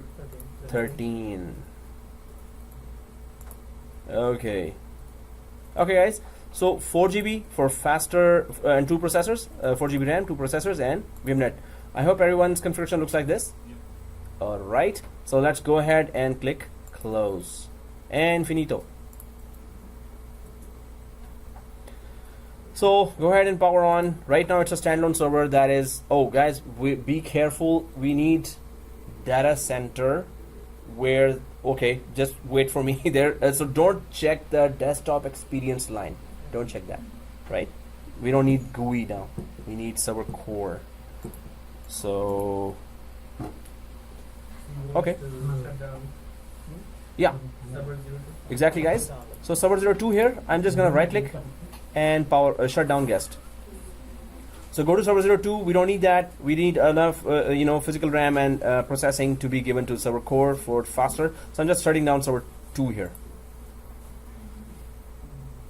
So let's shut down server 2. And was I recording that? Yeah. Okay, guys. So here ServerCore is. I'm on this screen. I hope everyone is on this screen or ahead, I guess. Right? We're on this screen. Next. So install now. Go ahead. Install now. And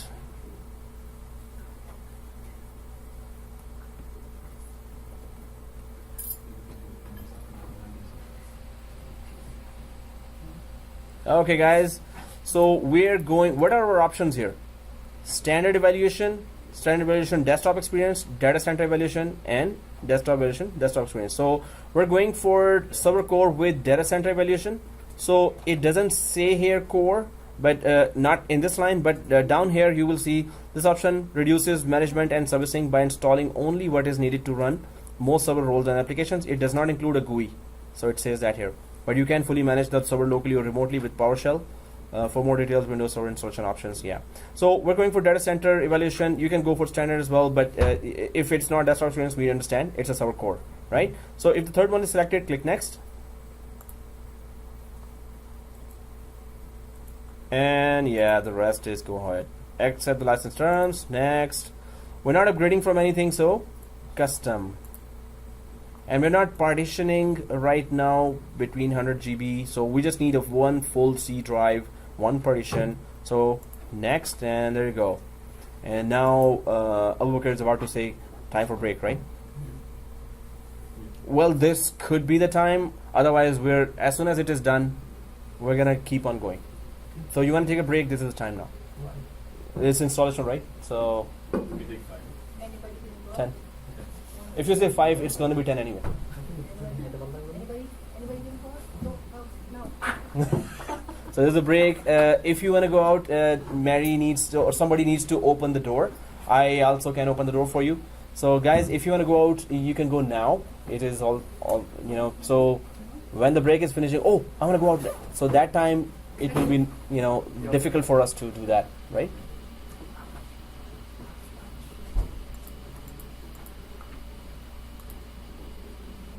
Please do remind me at that time. Well, in other classes, they remind me every 10 minutes. Or no, not 10 minutes, every 1 hour. when they see. Okay, anyway, so user password must be changed. Yeah. So press OK and small ABC capital C shift 1 2 3. Small ABC capital C shift 1 2 3. Enter. Okay, good. So after restart, it works. So let's just go ahead, guys, and log into this. Press OK. Mm-hmm. Oh, we're done. Okay. That was too fast. Yeah. Praying. Hey, when is Halloween? Today? Tomorrow. Tonight? Tomorrow. And it's gonna Okay. happen tomorrow. You're both on the same time zone, right? Okay. Oh, is it tomorrow night? It's Tomorrow night. It's tomorrow night. 31st. Oh, yeah. How? And it's gonna I'm rain. gonna have some candies now. Woohoo! Only candies? Chocolate. Hey, tomorrow, just, you know, it should be No, just love from here. my friends and my We should nephew. play prank I here. can't eat too much chocolate, so I'll be a scary teacher tomorrow. Okay, guys. So press OK here, and let's log into that, right? So I hope everyone is logged into this, and we should be seeing this prompt here. That's it. Okay, next topic is just kidding. Okay, so here, are we inside? Yeah, push it, kick it. No, okay, so let's put cd backslash. Although we can just sconfig from here as well. Cd backslash. Just go to the main prompt there. Cd backslash like this, and then sconfig and press enter. So remember that sconfig is our best buddy in ServerCore, right? sconfig, one word. So once you put sconfig there, then you see menu base. Everyone there, right? So you should be seeing this now. So we can just configure first the static IP, of course, whatever sequentially available IP we have in a production environment. We would have planned it properly. Oh, we're installing suppose 10 server cores. Okay, let's put set aside 10 static IPs there. Right now, it may have picked up an IP from our DHCP. We don't want that, right? So it's a critical resource. It's a server, so we don't want it to be near any DHCP. So we're just going to go for option 8 here. If everyone has started that, so click the 8. And go ahead and press enter. So once you press enter with option 8, suppose your server had 4 network cards or 8 network cards and they're active, so you would see a long line of indexes here. Then you would have to select which network card you want to go for, but we just have one network card here showing, so we're just gonna type here 1 because it's asking select network adapter index. It's just lining up the network adapters and just simply asking, hey, which network adapter you want. You can see already the sequentially given first IP from the DHCP range is there, but of course we don't want anything to do with DHCP. It's a server, It means 57. which is okay. So the first IP is still inside the server lease address leases. Some other machine or previous machine still has that. So how Mhm. does it take the IP? so it is looking for. So if you haven't given a static IP, it's gonna look for a DHCP automatically So we haven't installed any services or activities on this server. on this server, right? Yeah. So how is the IP? Yeah, that's what machines do. When you install an operating system, either you give it a static IP or normally by default they are on dynamically look for an IP. They are on that By setting. itself. By itself, they're supposed to look for. If there is no DHCP as well, then what happens? It will assign an IP to itself 169. 169.254 IP. If the DHCP is also not found, then it is APIPA, APIPA, right? So we have to change that. So what we have to do here is type 1 and press enter. No, when they Oh. assign an IP to itself, Uh, we have to change. Yes, it is like they didn't find so it's just like if they have found IP from DHCP or they found itself, they give an IP itself. We have to just render it static. So are we changing the Mhm. Yeah.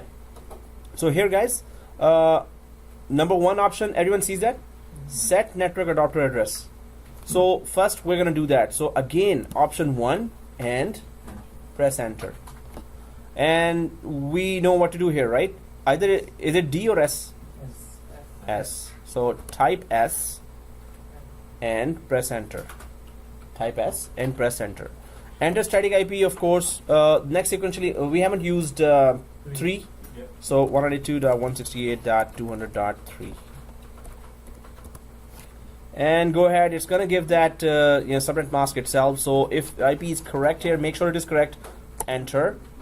Subnet mask is by default given there, which is correct. So we can just go ahead and press enter to the subnet mask.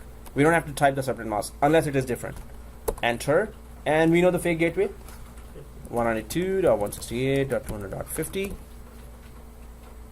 So this is just the IP configuration. DNS server or DNS configuration is a separate number.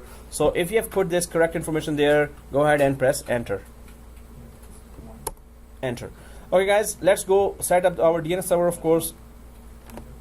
Number 2 and DNS server, right? Everyone there? 2. 1.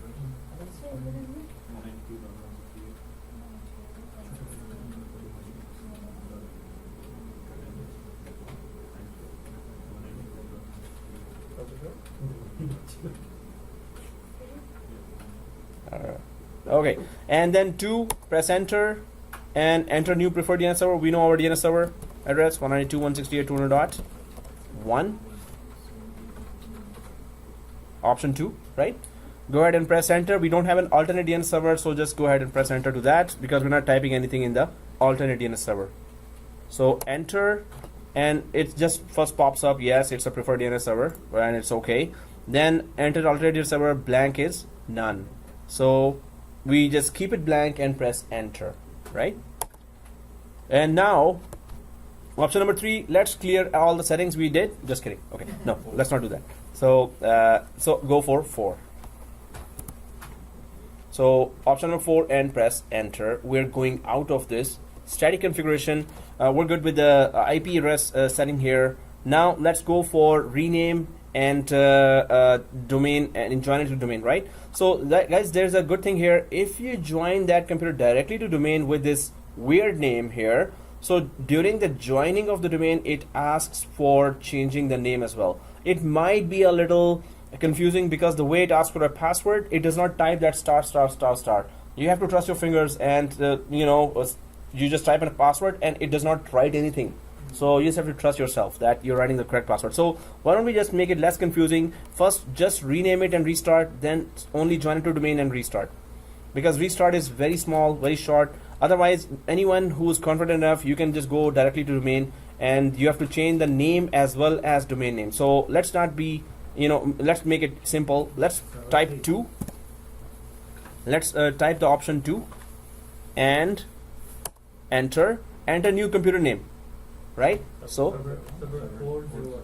yeah, ServerCore 01, exactly as we put. Yeah. Can you go back if, let's say, you selected a different number? Escape? No, escape. Just enter. Oh, okay. So enter a number to select and press 2 and enter. So guys, enter new computer name ServerCore 01. Is it case sensitive? Nope, No. it's not case sensitive. So ServerCore 01 and go ahead and press enter. Now if it asks for credentials, be careful here. You So- must retry- So enter, and you must restart your computer. It's not asking for credentials for now. So go ahead and restart your computer now. Because we're going to join the domain, then it's going to be that we have to be careful. So I'm just going ahead and restarting, right? And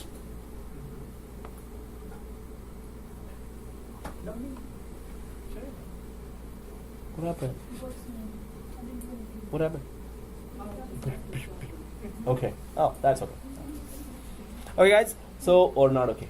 Just kidding. No, I still wait. So, I hope there's no fake blood here somewhere. Right? So, nowadays, it's like, ew, everything's scary here. So, anyway, just put the control or delete here. And password, of course, we remember the password. This is still a local administrator. We haven't joined it to domain, so it is still a local administrator. It's a standalone server right now. So I'm just going to put the command prompt, just the class password here. Once we're inside, I hope we're inside, just cd / again, or just type sconfig and press enter wherever you are. So I just am in the habit of going to the root of that structure, folder structure. So, and if you're there, sconfig, go ahead, put the menu. So I hope everyone is there in sconfig now, right? sconfig. So we have restarted and we are inside sconfig. Anyone not there? Okay, so let's go for option 1 here and just join it to domain.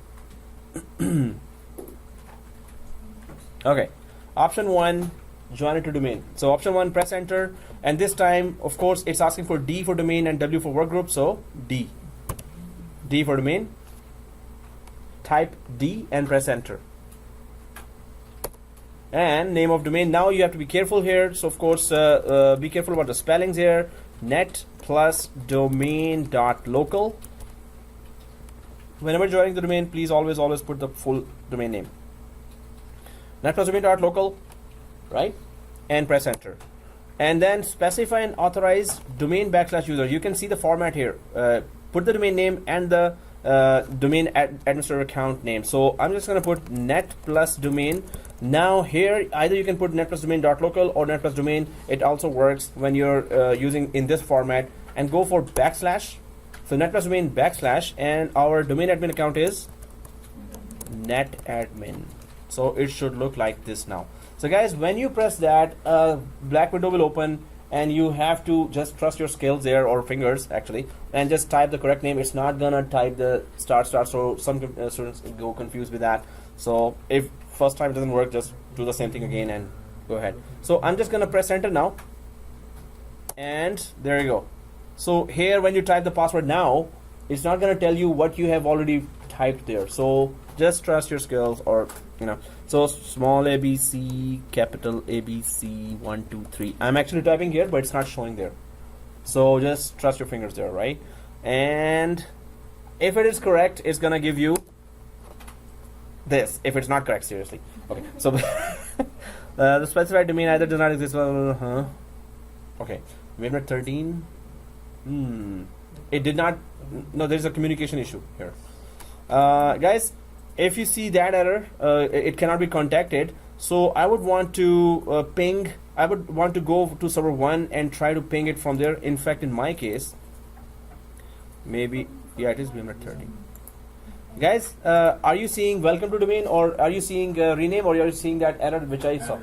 Error, right? So it is not communicating. So again, the same thing, that is our IP setting correct? So I'm just going to go to number 8 here and press enter, and it is 200.3. We didn't give 203 to anything else, right? No, we only have 2 machines. Yeah, and not to any other service as well, right? So 203 is there, and yeah, so I'm just gonna press enter just to get out here.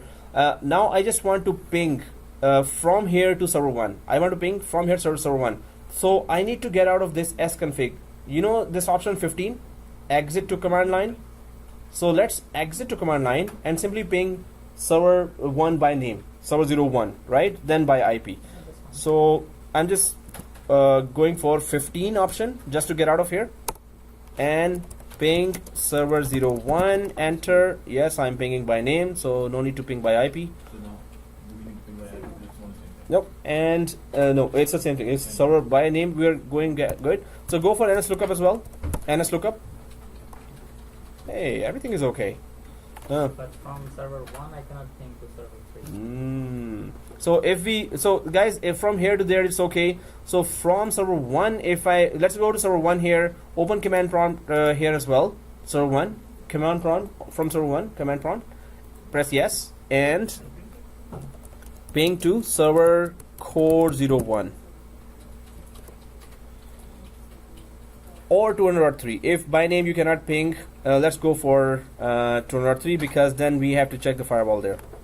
Ping 192.168.200.3. Oh, even IP I cannot ping. On the server core. Server 1, first of all, turn off the firewall. Check the firewall on server 1 first. So, it is not. I'm not able to ping. Then we're gonna check the security on server 3 as well, server core as well.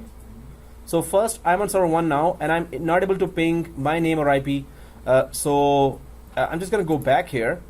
I'm on server 1 right now, guys. I'm on server 1, and just go to server manager. This one, on server 1, go to server manager and check local server, and see Windows firewall. This one. Are we on server 1 or Server 1. Server 2 was shut down. okay. So Yeah. local server. server 1, and then if it says off, don't trust it.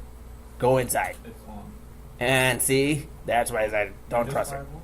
Domain networks, domain profile is on. Just turn it off. Mine is everything is off. Oh, okay, okay. Then yeah, Check on this one. definitely. So okay guys, here one thing, step by step we're going right now. So from here to there, from 1 to 3 we are not able to ping, from 3 to 1 we are able to ping, right? So even if the firewall was a problem, from 3 to 1 we would not have ping, but we were pinging, so firewall was not a problem. So let's go to ServerCore again. Let's go back to ServerCore and Control C out of this NS lookup. If you had typed NS lookup here, Control C. So in order to get the prompt back here, go ahead and Control C. Control, keep pressing Control and C. Yeah, and C. Keep pressing Control and C. Okay. Okay, guys. Here, then let's go for sconfig again. Sconfig. We just need to see where to turn off the firewall for this server, right? Sconfig, everyone. ServerCore 03. Once we go there, is there any setting? 8 is network settings, right? Yeah. So let's go to 8 and Windows activation, restart for 8. And here what? We have 192.168.200.3. Type 1. So first type 8 and press enter. Then type 1. What is this one for? And then we're gonna check what is wrong here. Yeah, you're saying? What is that one for? What is that one? One is for the network card, index 1. So it just shows 1. Yeah. Hmm? Oh yeah. What happened?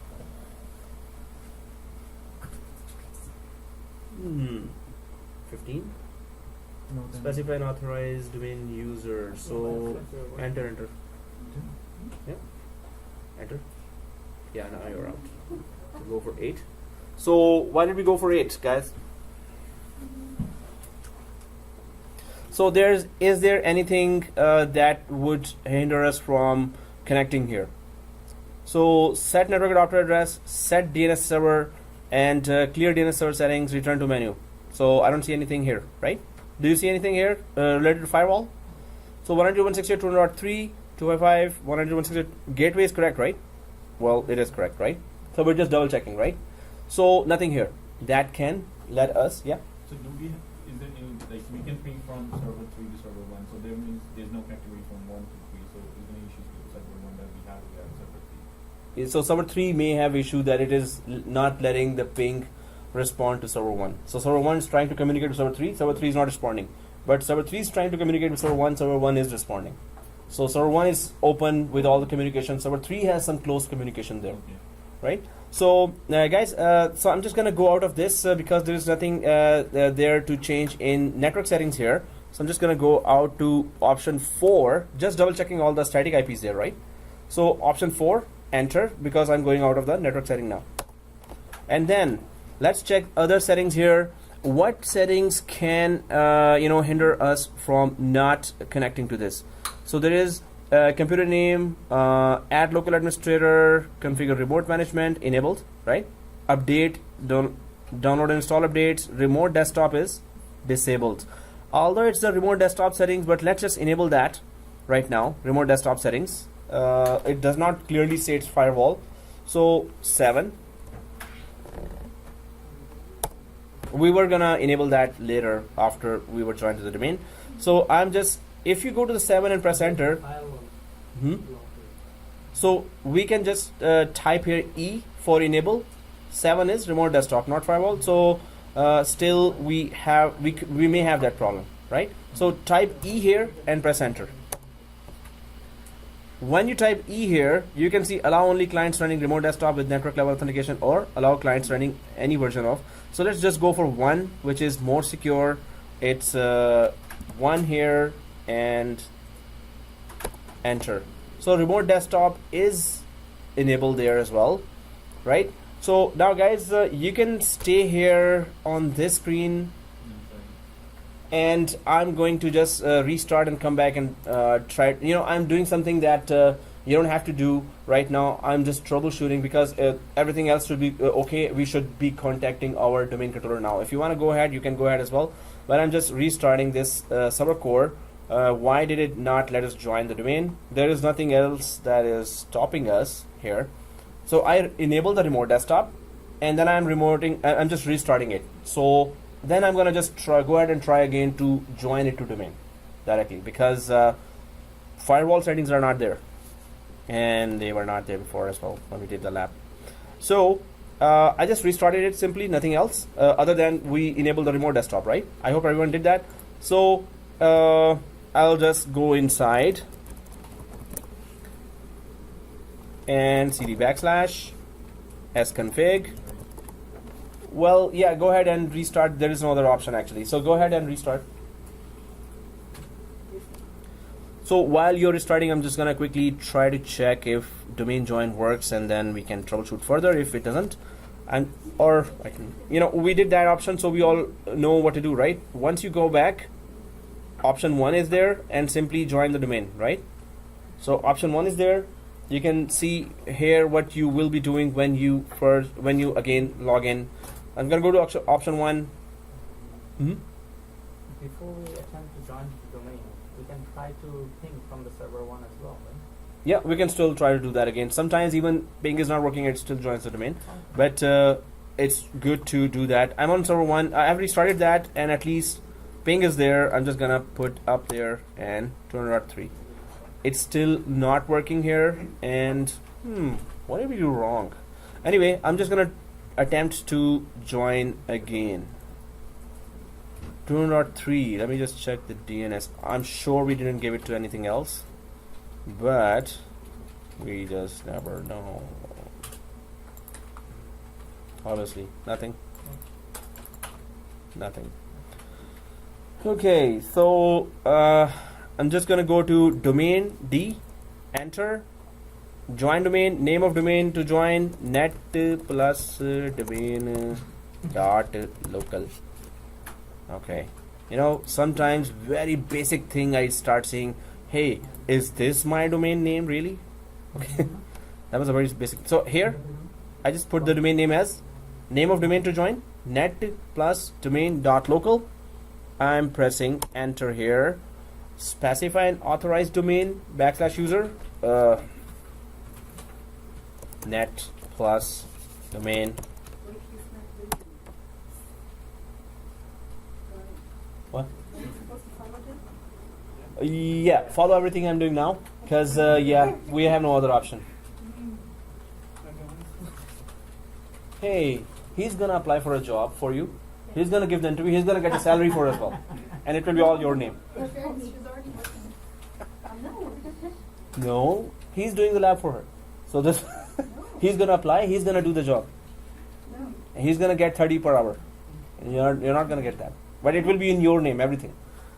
Oh, okay. But he'll get the salary, right? Okay.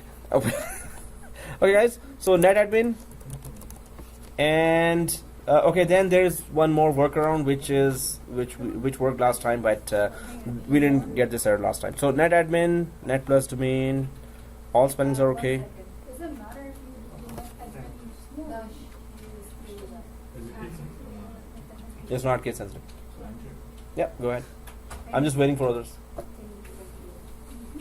Same? Cool. Yeah, I want everyone to see that. So guys, we are here. No. That's done. Yes. Do you want to change the computer name? Yes. Oh, it's done with you? It's saying the machine is already joined to the domain. For me, it's done. For the same steps, right? Yes. So yeah, it's playing tricks. Are you sure Halloween is tomorrow? Okay, so because it's playing tricks on us now. Everything is perfect according to network. Everything is okay right now. So we can give computer name, right? Computer name was already given. You can skip that. Okay. So if it says cancel, go ahead and cancel. Then just restart. Still cannot follow from Yeah, server 1. But are you able to join? Yeah. We're good. So it's just playing. We checked technically everything, right? So everything is perfect right now. It's something in the VMware workstation itself is not I working. think we can restart the machine again and try to do it again. So that's what I did. Restart it because it's playing tricks on it. Trick or treat, right? Except one of them always joins and the other one doesn't, like this join and yours didn't join the domain. So, likewise. yeah. And I think For Oh, for I see. those it's not joining, restart and then join again. Try to join again. Even if it's not pinging, guys, it does join. Even if it's not pinging. we can So ping try is not pinging the- from server 1. Yeah. We can try pinging from server 1 now. Well, is it joined or not? First, our first thing is we need to join it. If it is joined, then we can do anything else, right? So go ahead and try to join first. Enter. I'm just gonna put that here now. Information and A B C, capital A B C, shift 1 2 3. Please work. Enter. The specified domain as it does not exist. Could not be contacted. Everything is perfect right now. I would just go down to much more drastic measures, which is I could just restart server 1 and then restart. Finally. It's joined, right? With the same exact steps, you did nothing different, right? Guys, anyone joined back there? Joined to domain? Yours is joined to domain? So please log in from NetAdmin from ServerCore. You're joined to domain? Yes. So please restart. Oh, well, it restarts automatically when it joins to domain, right? So log in from NetAdmin right now. Did you join the domain this ServerCore? Yes? No? Yes. So what else is not working? It's working, right? You're mysteriously answering that. No, the thing. Okay. Yeah. So first of all, are you able to join from NetAdmin? Because we're gonna still try to rectify that. Yeah, I was able thing. to join. Okay. Perfect. So I went through the first option. first option, which is? You know how we can change both the names. Oh yeah. At that time you were able to do that. Okay. Cool. what was the thing that plus domain? Dot local. Net plus domain. That local. Yeah. But I can still think I cannot still change for some. Which is okay. We can just ignore that because I'm not able to even go ahead right now. There are so many things we need to understand about ServerCore here. So I'm just gonna put network.look. Oh man, seriously, what's wrong with it?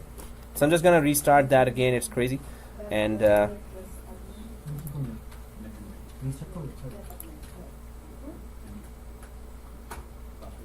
well, if it joined the domain, we need to go ahead, guys. We need to install some roles here, and we're gonna check the PowerShell commandlets for that. But let me just. It's yes. Ultimately, if it doesn't work, we have to restart server 1 as well. If it doesn't work, they'll go for restart server 1 if you want to find out that why ping is not working. Otherwise, technically, we have done everything. There is nothing much here, more here than this. I'm just gonna try to join domain again and again. Log in using NetAdmin account. Net plus domain. Name of domain to join. Net plus domain. Dot local. That's all we give. Net plus domain / net admin. Come on. Maybe I need to put the password. Damn. Still not good? Oh. Magic. What? Magic hands he got. It worked? Damn. Hey, it worked just now for me as well. The spell is lifted. Whoever put the spell here, it's lifted. Yeah. Okay, that's cool. Get plus domain / So guys, if you are all seeing that, let's go ahead, press yes. I think his commits are, forgiven. Yeah, forgiven. It's been forgiven from a long time ago. Thanks to the WordPress. Yeah, we all, I did a mistake, so it's all now forgiven. WordPress is over. That's 2010 bits. So here, enter new computer name. Where I'm not doing that. Blank is cancelled, so I'm just gonna keep it blank because I already renamed that computer, and we're good. So this means, guys, everyone sees that domain net plus domain.local. It says shows that. Okay, guys. So restart server is 13. Normally it should restart after domain join. Restart, right? So type 13 here. 13 is restart server. Go ahead after domain join. Go ahead and restart. Make sure server 1. No, sometimes. So guys, go to server 1 here. Open Active Directory using computers. Yes, I did. It worked out. We just needed to- Okay, perfect. So after 3 or 4 attempts, it was working, right? 3 or 4 attempts, it worked. So go to server 1, guys, and go for computer container here in Active Directory users and computers. Go to server 1, and it should be showing as ServerCore 01 here now. Server 1, Yeah. and then Active Directory users and computers. So, All got excited when it worked. oh wow, yeah, they're all screaming and celebrating, and fireworks were just missing there. So ServerCore here, ServerCore 01, and so if this is showing, let's go for the next commands here, commandlets, quickly. Now you can do that. No, no, God, man, what's wrong with you? What's right with? So come on, do it yourself as well. Okay, so ServerCore 01. Okay, so now we're back to ServerCore. Just log in from NetAdmin now. Everyone is able to log in from NetAdmin. So enter credentials for administrator or hit escape to switch users. If you go back now, you can hit escape now. Hit escape. Are we all understanding that? So once we hit escape here, select a sign in option, and there's a password here, seriously, or hit escape to switch users. Okay, I keep on hitting escape 2 times here. So now I can select user here, right? Because I don't want to log in from administrator here, so just press escape 2 times. Escape, right? When you're there. So you should see the selection of users here. Go to other user here. Everyone sees that? Hit escape, and other user. And then username is netadmin. Password is, let me see, capital C, shift 123. Sign into which domain? Net plus domain. How do I sign into another domain? No, we don't have yet another domain. So everyone was able to log in, right? Enter. And applying user settings. Now domain admin has logged in from ServerCore, right? So guys, there are further more commands here. Partial commandlets here, because we need to add DNS and DHCP roles here. Before even doing that, we need to remotely connect to this server, right? Okay, you're logged in, right? So, could not log in? Okay, so escape, and then type the netadmin username. So there's a regional help or federal help. Oh, federal help. Woo! Okay, with sirens. Woo! Resuming. Now I have to say that again. Okay, so escape works only if you click on the inside environment here, right? Then escape. Okay, guys, are we logged in from NetAdmin? What's the proof here that we're logged in from NetAdmin? Okay, we know that we logged in, so we can just put who am I here, and it says I am NetAdmin here, logged in from this domain. So who am I command just tells you which account right now you're logged in from. Okay, guys, let's remote desktop into it and see how can we work inside with a GUI remote desktop, trying to connect to this computer here. So I'm just going to go to server 1. I hope everyone is logged in from NetAdmin, right? Okay. Yep. If I go into that sysconfig window, how can I came up by 15? 15. 15? sconfig, right? Yeah. So just type 15 and press enter. So it's giving me this window. Yeah, that's it. You're out. And then You see the C prompt here? I didn't see any network in my. Control C out of that. Oh, you can say what mine. Oh. Just do that. Oh, Okay. Yeah. Great. cool. Okay, guys. So let's just quickly go to server 1. What we're trying to do here is just remote desktop into server 1. That's just to know that how to remote desktop into server 3 from server 1. So are we all on server 1? If we go to this Windows icon and right click it and go to run. So let's go to run. Everyone on the run? Oh, it's no longer on the run, it's care circle now. So everyone on the run? Yep. And there's a command called mstsc. So there's a command called mstsc. You have to do it now. Good. mstsc. and we haven't started the more complicated labs yet. The tough work is still coming. What This, does, this what is does it nothing. mean? MSTSC is Microsoft Terminal Services Connection. TSC is Terminal Services Connection. MS Microsoft. Microsoft Terminal Services Connection, right? So it is a remote desktop connection basically. If you press enter, go ahead and press enter after typing MSTSC. It's just a remote desktop connection. So MSTSC and press enter, and you should see this window, remote desktop connection. Most of us, many of us may have used that before. All you need to do is either put the name of the server or the IP of the server. Then if you were authorized to connect remotely, you will connect, otherwise you will get an error, right? So we have here ServerCore 01. It's not case sensitive, or by IP or by name you can remotely connect to ServerCore 01, right?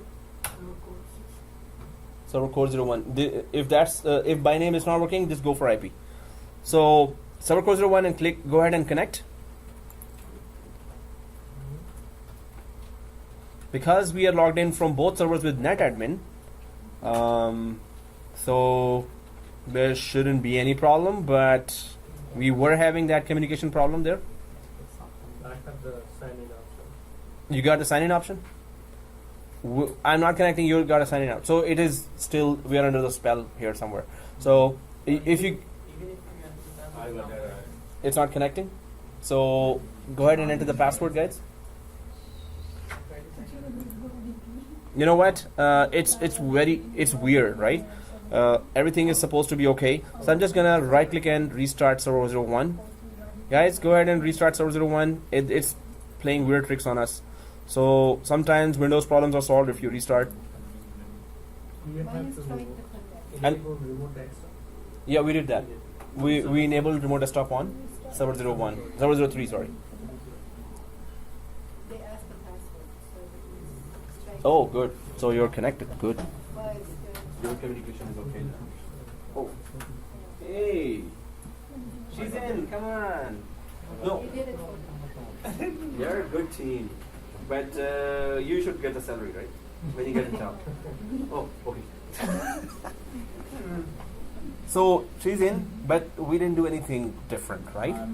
It's the exact same network settings, right? So just go ahead and restart and just do the exact same thing. We don't have to change anything right now. I'm connected. You're connected? You're in? I can restart. Perfect. So Restart server 1 or server 3? no, I'm just because it's supposed to work. That's why I restarted server 1. If you're getting error, go ahead and restart server 1. This is something that is not supposed to happen in a production environment.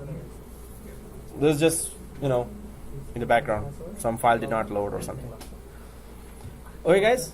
So I have restarted server 1 here. I'm logging in from server 1. The rule of the thumb for the domain controller is if you ever restart a domain controller, so first always only restart a domain controller and then let it log in. Let all the services run in the background, give it a little time, then restart any other member server or client machine. So whenever you're restarting domain controller, because client machine always do authentication with domain controller. Domain controller has to be fully restarted, services fully started there, then you restart client as well. So I'm on server 1. I've just restarted domain controller. Best practice is I will let it restart and then I will go for server 1. And I'll just, after I'm sure that domain controller is restarted and logged in, I'm going to go ahead and restart server 1 as well. So, just to restart, it should not play weird tricks on us. This is something VMware Workstation related. So you're in, and you're not in at the end? You're, okay, and you're in. You're not in, I'm not in. Okay, not good. So I'm just going to log in from ServerCore. It's restarted right away. I'm going to click on this area. It says enter credentials for NetAdmin. Okay, that's what I wanted to connect to. So I first click on the virtual screen here so I could go inside the screen. And then I'm going to put NetAdmin. So what we're trying to do is, as far as the configuration is concerned, we're okay right now. But it somehow is not working. and we are unable to make any other changes, so that's why we restarted, right? That was the purpose of restart. Otherwise, it is working for some, it is not working for others. So for those whom it's not working, we're restarting. So I'm inside that server. I'm expecting, so first I restarted this domain controller, I let it restart, then I waited a little more and then restarted the server core as well. So when it restarts, it can communicate for authentication authorization to server 1 perfectly, because server 1 is already there, fully restarted. Now I'm gonna go back. Well, it should ping, but if it doesn't, then I'll still go ahead and try to make that remote desktop connection there. So ping from server 1 to server 3, ServerCore 01, and there you go, it's not pinging. Okay. Seriously? Okay, so if this is the case, I'm just gonna go for remote desktop. You know, it's not pinging for anyone else as well, right? Is it pinging for anyone? No, right? But you were able to still connect. You were still able to connect. Go ahead and connect, guys. So right click here on server 1, go to run. MSTSC is still open. I'm just repeating the same thing which we did before as well, right? After restart, still it's not pinging, which is weird. You know, normally in a VM workstation environment, normally we just remove that network card there, which was correctly on VMware 13. Press OK, and then shut down the machine, then start the machine, and right click and create a new network card, which is also VMware 13, and most probably, in most cases, it works. So it's just weird that it's not working right now. So server 1, I'm just gonna try the same thing again now from server 1. And guys, did you connect with name or by IP? Both. By the name. By the name. By the name, and We tried both. and I tried both. it didn't work. Okay. So server core 01. Remote connection.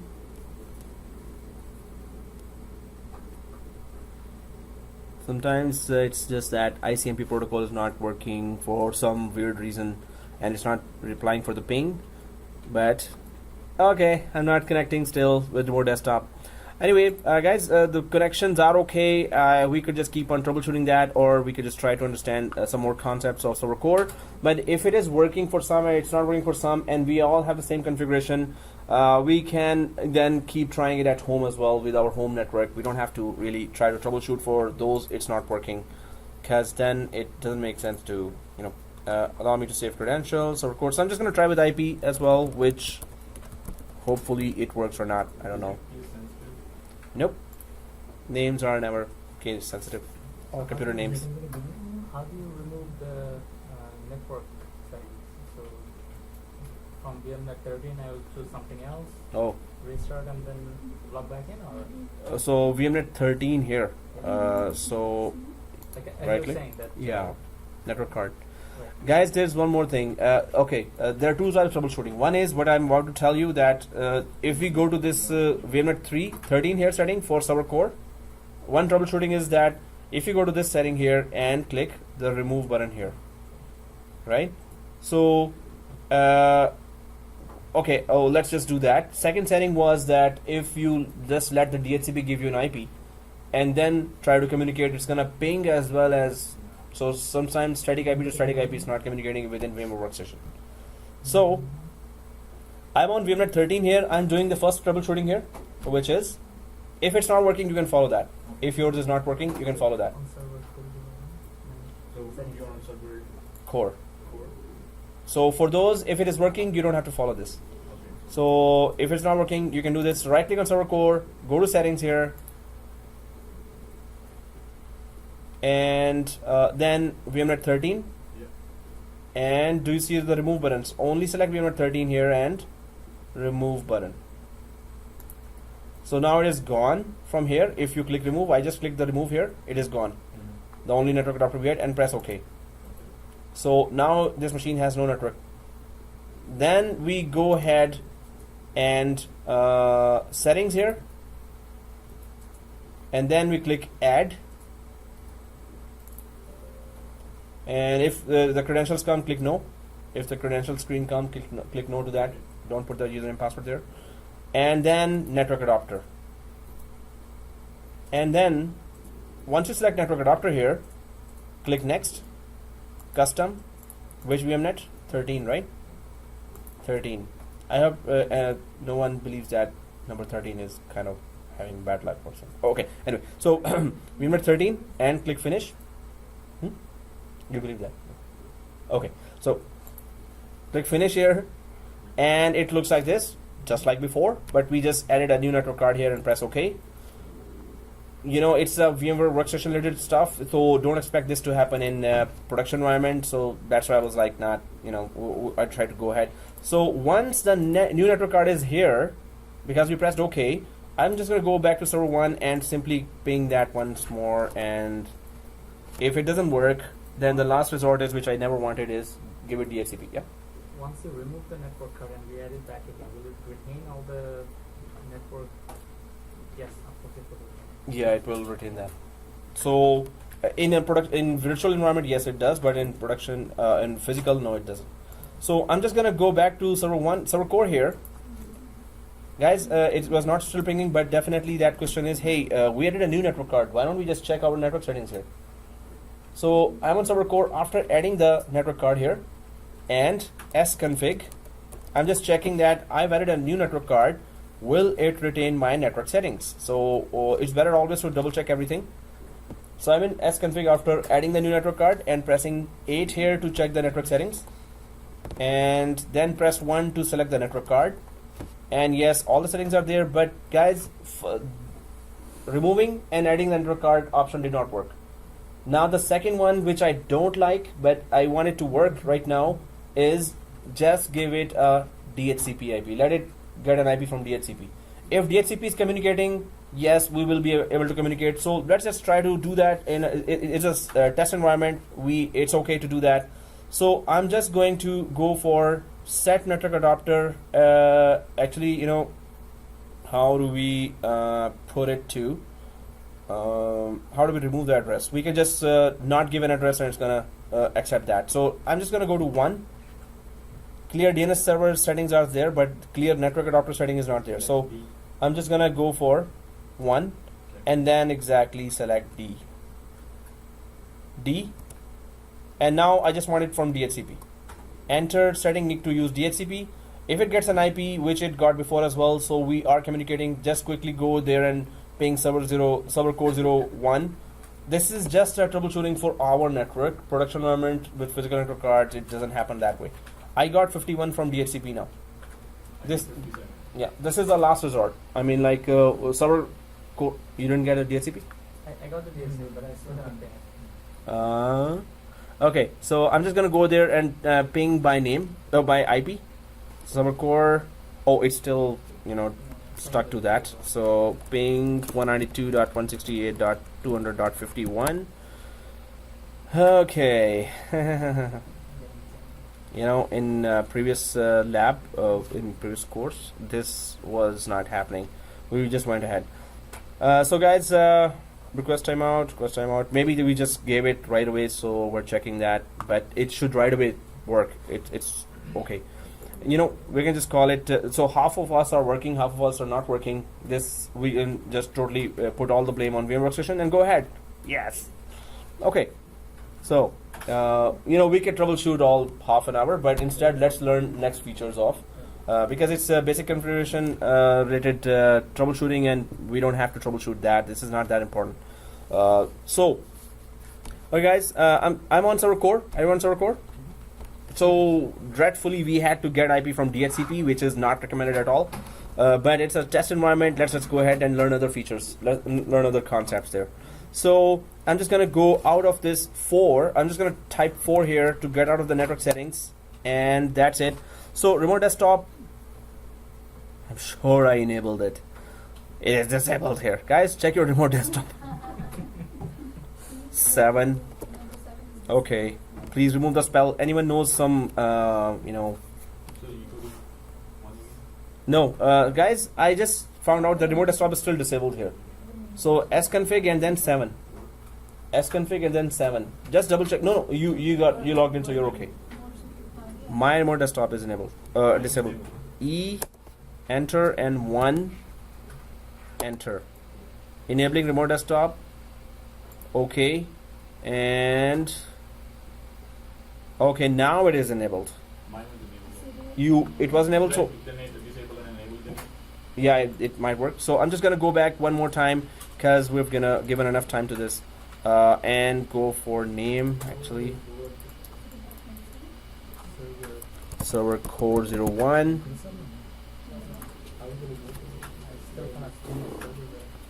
Yeah, I also cannot ping, but those also could not ping and were able to connect. You have to, when you enable, Maybe you have to restart the server core. when you enable IDP. It's well, okay, I cannot. It's up to you. Yeah, better restart. Yeah, mine working. Even with restart, it's not gonna work if it's not working here. Yeah, and 192.168, 200 dot. This is crazy, guys. This never happened. It is working. Is it working? Damn, this is Oh, it is working for me as well. Yay. Okay, so Your IP is different. yeah, I took IP from DHCP just to make it work. You With- don't want to change it? Well, I just wanted to make it work, but otherwise in network environment, it's test environment. I'm sure it's a VMware workstation related issue, so I just went for whatever now, whatever works. Otherwise, in production environment, I don't expect this because ESXi servers are much more advanced. This is a test software, client-side software. It could be playing with us as well.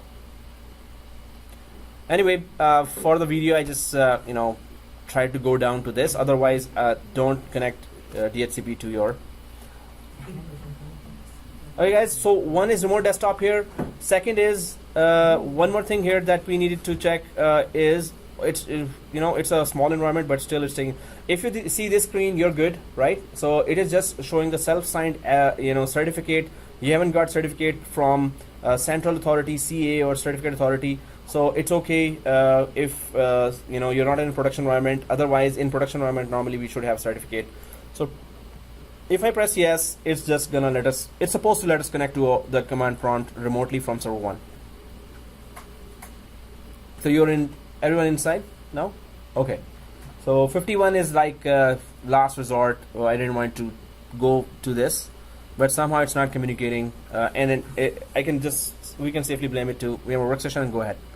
While it is, it's really wasting our time. So let's go back to ServerCore, guys. If it is working, yeah, it's working. So I'm just gonna go back to ServerCore, guys. One more question to you is, okay, cool. Yeah, it logged me out, so it is working, and I'm just gonna unlock it by exactly. It is working for me. So if it works, it locks you out from if you are directly connected to that. If you're remotely connected, you will remotely be connected, but then whoever was working directly will be locked out, right? So I just logged in again to that. I enabled and disabled and restarted the machine. Perfect. Good. And ping.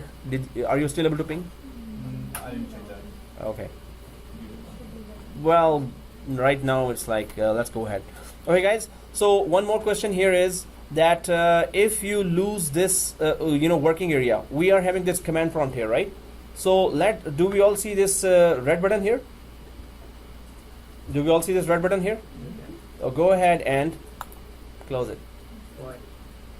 Okay. Suppose accidentally you do that, then how do you recover that? With the all control. So let's do that. So all control delete, guys. So without that button, we are then we cannot do anything in ServerCore, right? So just go for control alt delete here, and then task manager here. Task manager. Okay, then what? Run. And then what? After run, then what? Let's complete. More details. So more details here, and then where? File, run new task. Okay. And then CMD. Okay, so here, file, new task.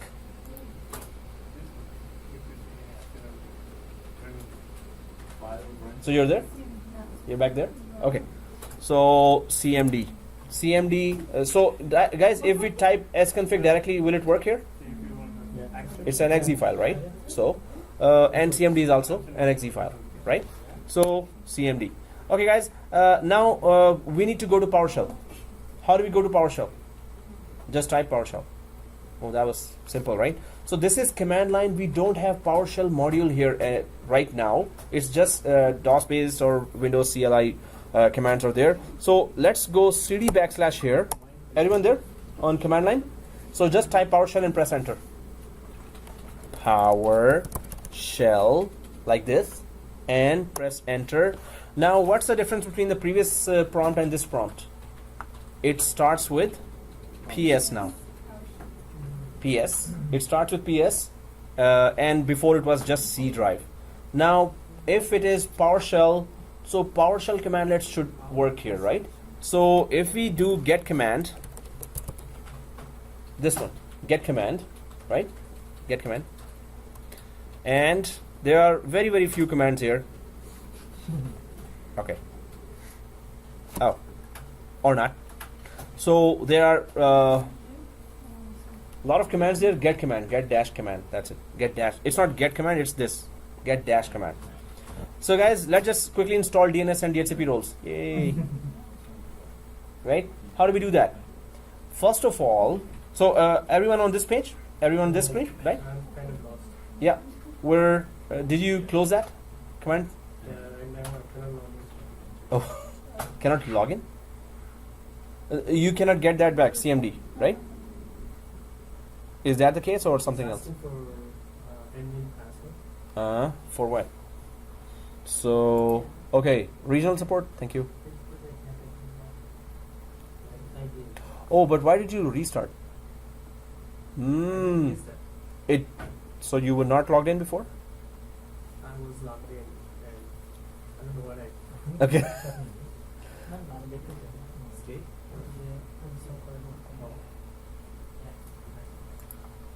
No, but I was just showing that previously that if by accident you close that command prompt, how do you recover from that, right? So that's why I was showing all the steps there. That's nice. Yeah. Now Control Alt Delete, send that. And get command, very few commands we saw. Yeah, so yeah, I'm just waiting, no problemo. How we came out of PowerShell? Hmm? Are we gonna work from PowerShell or not? Yep, we're gonna go for get Windows feature. Oh, I said the next command.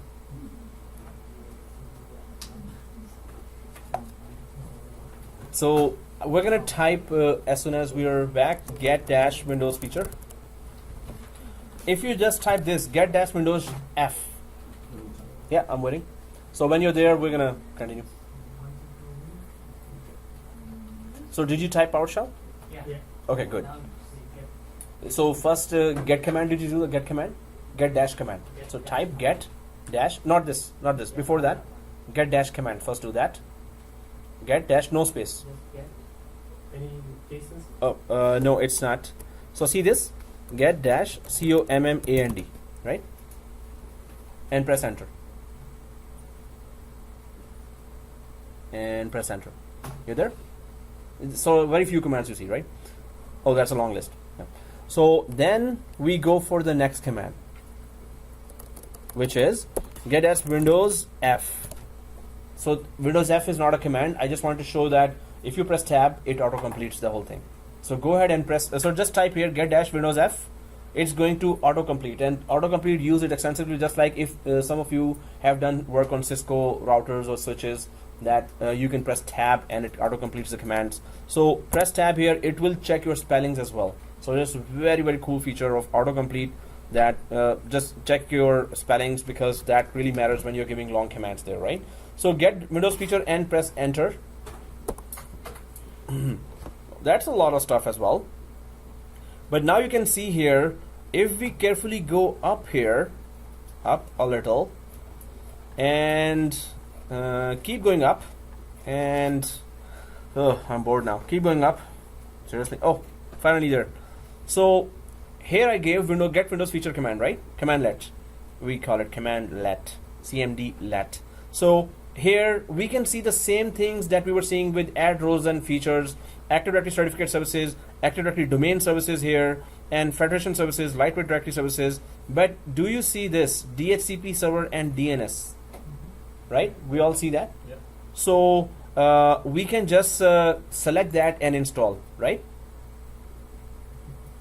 No, we cannot do that from here because it's PowerShell commandlet, right? So I'm gonna tell you a commandlet now, and what we need to do is install first the DNS role, only install, not configure, and then install the DHCP role, right? So there's same command that you're gonna see for DHCP and DNS role, and let's just go down to and start writing those commands. In fact, I have put those commands here for my reference as well. I'm coming from that lot of system administrators who don't have programming experience, but when we really need very complicated PowerShell commandlets, we can do that too, because we read the book. It's a little bit complicated.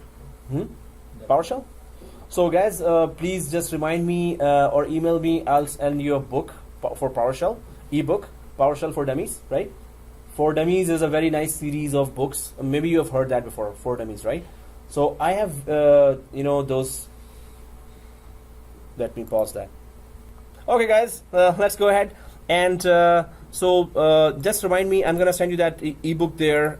And this is mucho importante book. Okay, let's go ahead. And here, yeah, this is. So I'm going to send you this as well. These are the steps. First, I always check myself. Then I, start doing that. Well, not every time. Sometimes I just do. Okay, so here it is. Please do write that. I'm just typing it for. I'm just putting it big for you. Are you able to all see that? Add Windows feature. Before it was get. When the commandlet starts with get, it's always just information it is getting. When it is add or set, this means you're about to implement something. You're about to configure something. So add Windows feature. Add is just adding the role, not actually. Set is actually configuring something, making changes. So add Windows feature. You can see clearly here, I hope. So add Windows feature DNS minus include management tools is one word here. So please mind those spaces there. Make sure you're carefully putting those spaces there. There's a space between after feature and before DNS, there's a space, and after DNS and before minus sign, there's a space. And then include management tools after minus is the same word, no spaces after minus. Please type the whole command, press enter. Once it is done, again press up arrow key, and instead of DNS type DHCP and do that again with DHCP as well.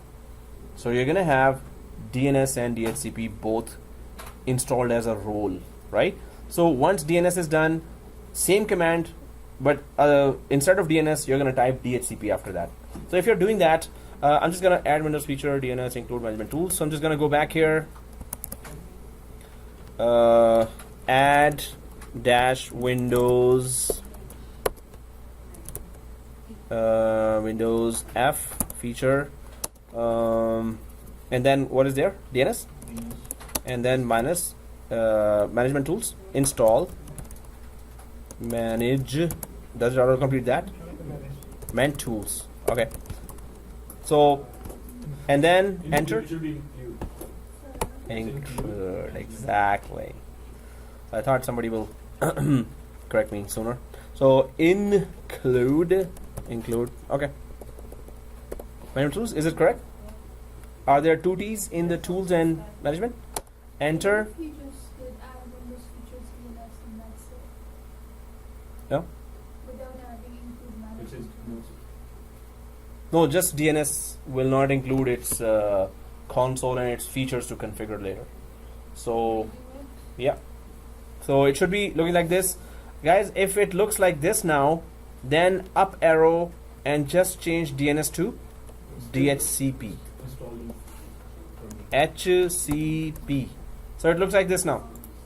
And go ahead and instead of okay, I'm just gonna put it down like this. So here, add Windows feature and DHCP now, and include management tools as well, right? So I'm just gonna put that. Now, the good part about this is you don't have to give commandlets to, suppose you want to create a record there, and pointer records there, or anything else. So yes, there are long commandlets for that. But now once you add the role, the good thing is you can add that role to the GUI and just start configuring the whole thing from there. So let's do that.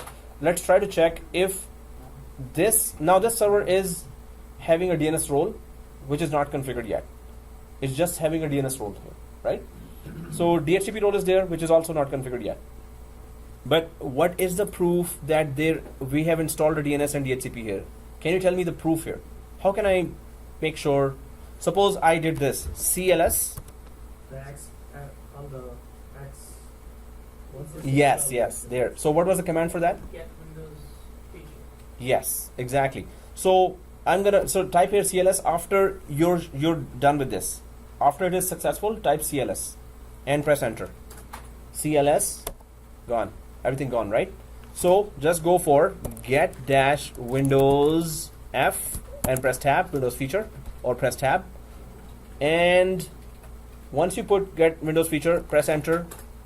Well, you know, if we all Windows features will show up here, but I'm gonna go way up there. It was not having X there. Now it has X there. So now this is a proof. Yes, they are installed here, right? So we haven't gone to any other feature here. Hyper-V could be also installed. Once you install Hyper-V, you can then manage the whole thing from remote Hyper-V management tools. So just install Hyper-V here like this. Then the rest you don't have to do from here. But the role has to be installed from here, right? So role install, then connect from any GUI machine and start managing it. So let's add our DNS just to have a proof that ServerCore is a DNS server as well, but not configured yet. How can we start creating anything there now, configuring anything there now? So I'm just gonna leave it like this here. Keep the screen open here. Can you, to get out of the CLS, clear it? Yeah, clear screen. You're still in PowerShell, right? So Yep. mine's, when I say get Windows, there's an error. Sorry, There's an error. CLS. Just type again and press enter. No, I mean when I say get Windows features, just to get printed. Yeah. So the spellings. Check the spellings. Windows. Press tab. Press tab. Tab will correct that. See this? Windows feature. So it's not features, it's feature. Yeah. Okay. So guys, here server 1. Spell check, huh? Okay, so we got a sponsor for 2010 bits. Thank you. Okay. So here server 1, let's open the DNS console. Server 1, let's open the DNS console. Let's go to server 1. How do we open a DNS console? Tools and DNS console, this one, right? Server 1. So now how do we add ServerCore as a second DNS server here? So server 1, so if you collapse that, it looks like this now, right? So this is, of course, DNS is installed on server 1, but DNS is also installed on ServerCore. So let's just right click on top here, DNS. Do we all see connect to DNS server? Yeah. Okay, connect to DNS server, right? And the following computer, not this computer, right? So the following computer name is ServerCore 01. I hope there is no communication error. Seriously, that was very bad. Oh, now that ServerCore is actually 51. So ServerCore 01 and press OK. Now you got it. Yep. So once you click ServerCore, all those forward lookup zone, all those folders are there because the role is there. They are just not configured. But we can now configure, because from GUI we can configure everything now from here, right? So it could be an independent DNS server, but we can have PowerShell commander to make it an integrated DNS server as well.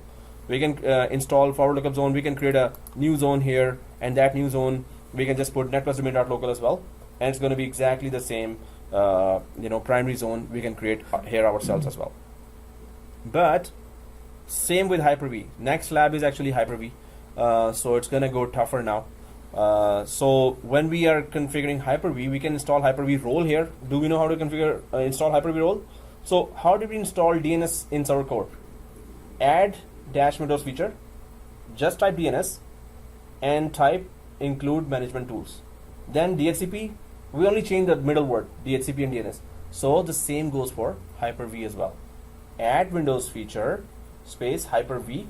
Why don't we just do that? Just to know that, okay, we're going to be installing, because mainly it is infrastructure roles that you use ServerCore for, or the Hyper-V role. Mainly it is that. So are we able to just use the same command of add Windows feature to actually install Hyper-V as well, which is this. See this? Hyper-V, it is not X'd here. So once we install Hyper-V, we can remotely connect. You have to still install the management tools of Hyper-V on some GUI machine, any GUI machine. Just install the Hyper-V manager there.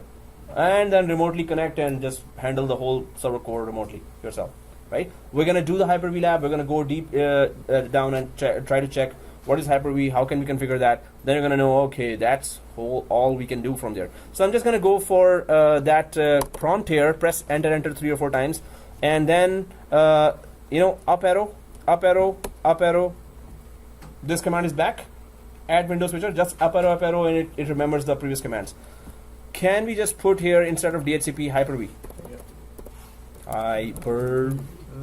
Is it Hyper dash V or it is just Hyper-V without dash? I did with dash and it And it failed? So this means this is not the word.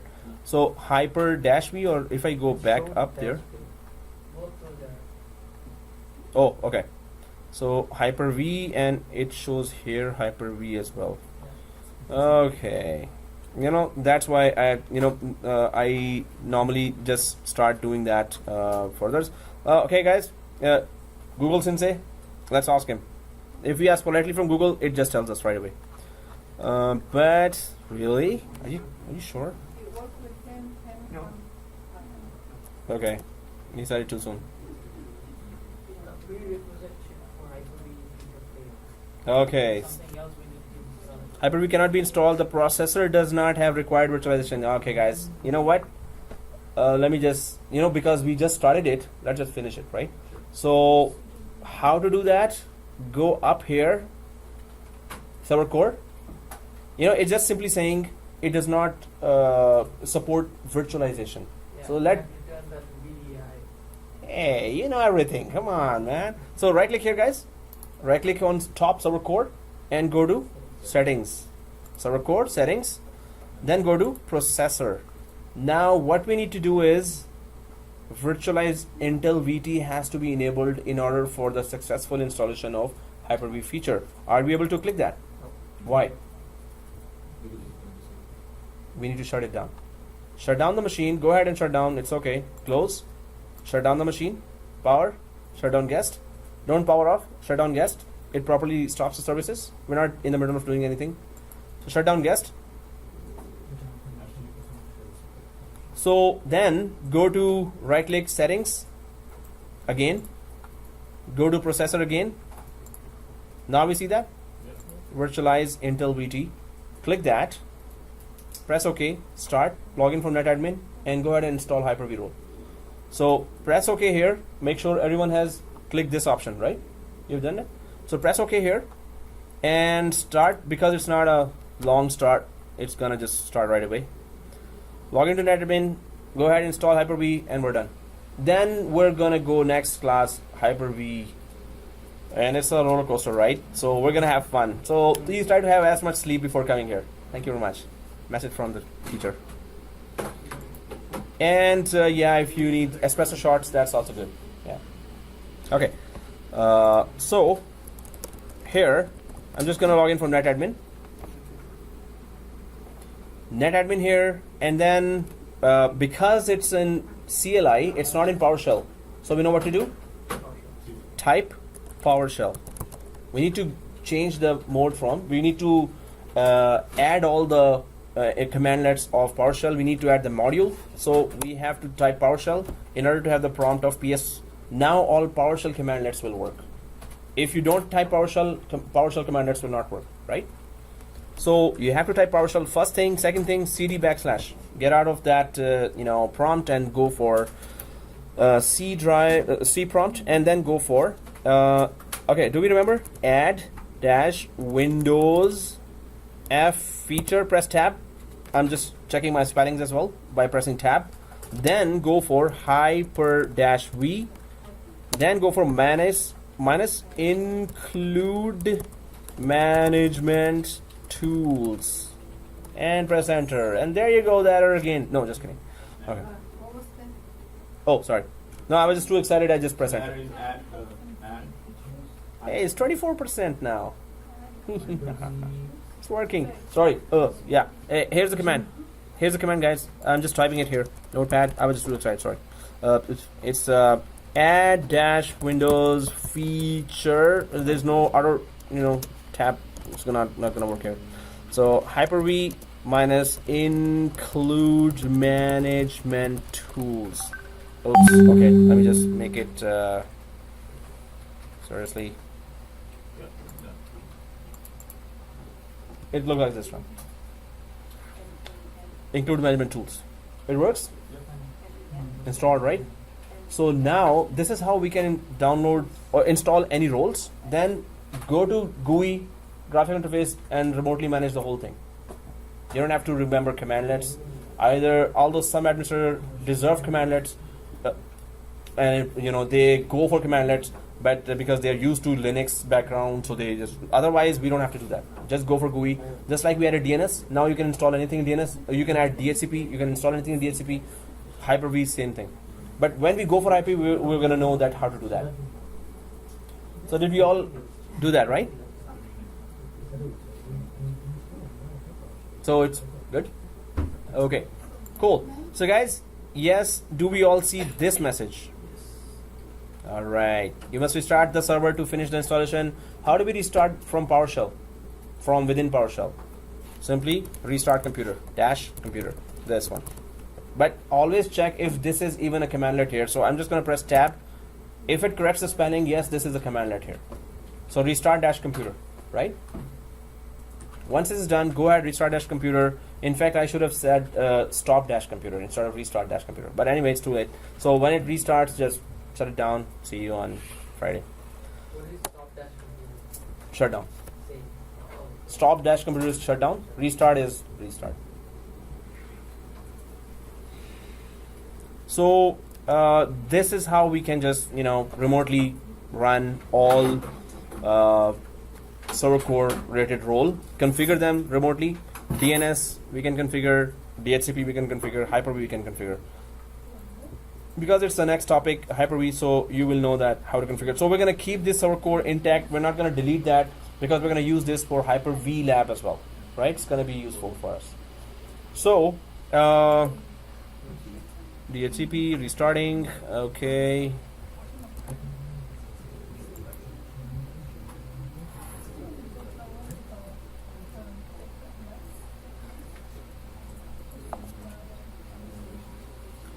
All right, guys. Oh wow, still restarting. Strange. So please repeat your labs, redo your labs, put the screenshots in Microsoft Word, and then send an email to me.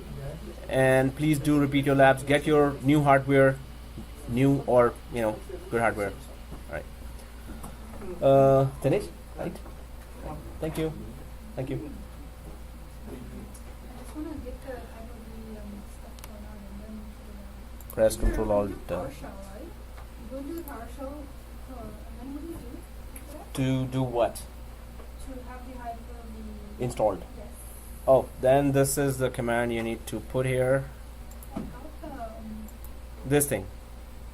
Just type that. add Windows features. Feature. It's always feature. This is the second time we are putting S in the end of the feature. Add and bring Okay, let's blame Trump for that. That's a good one.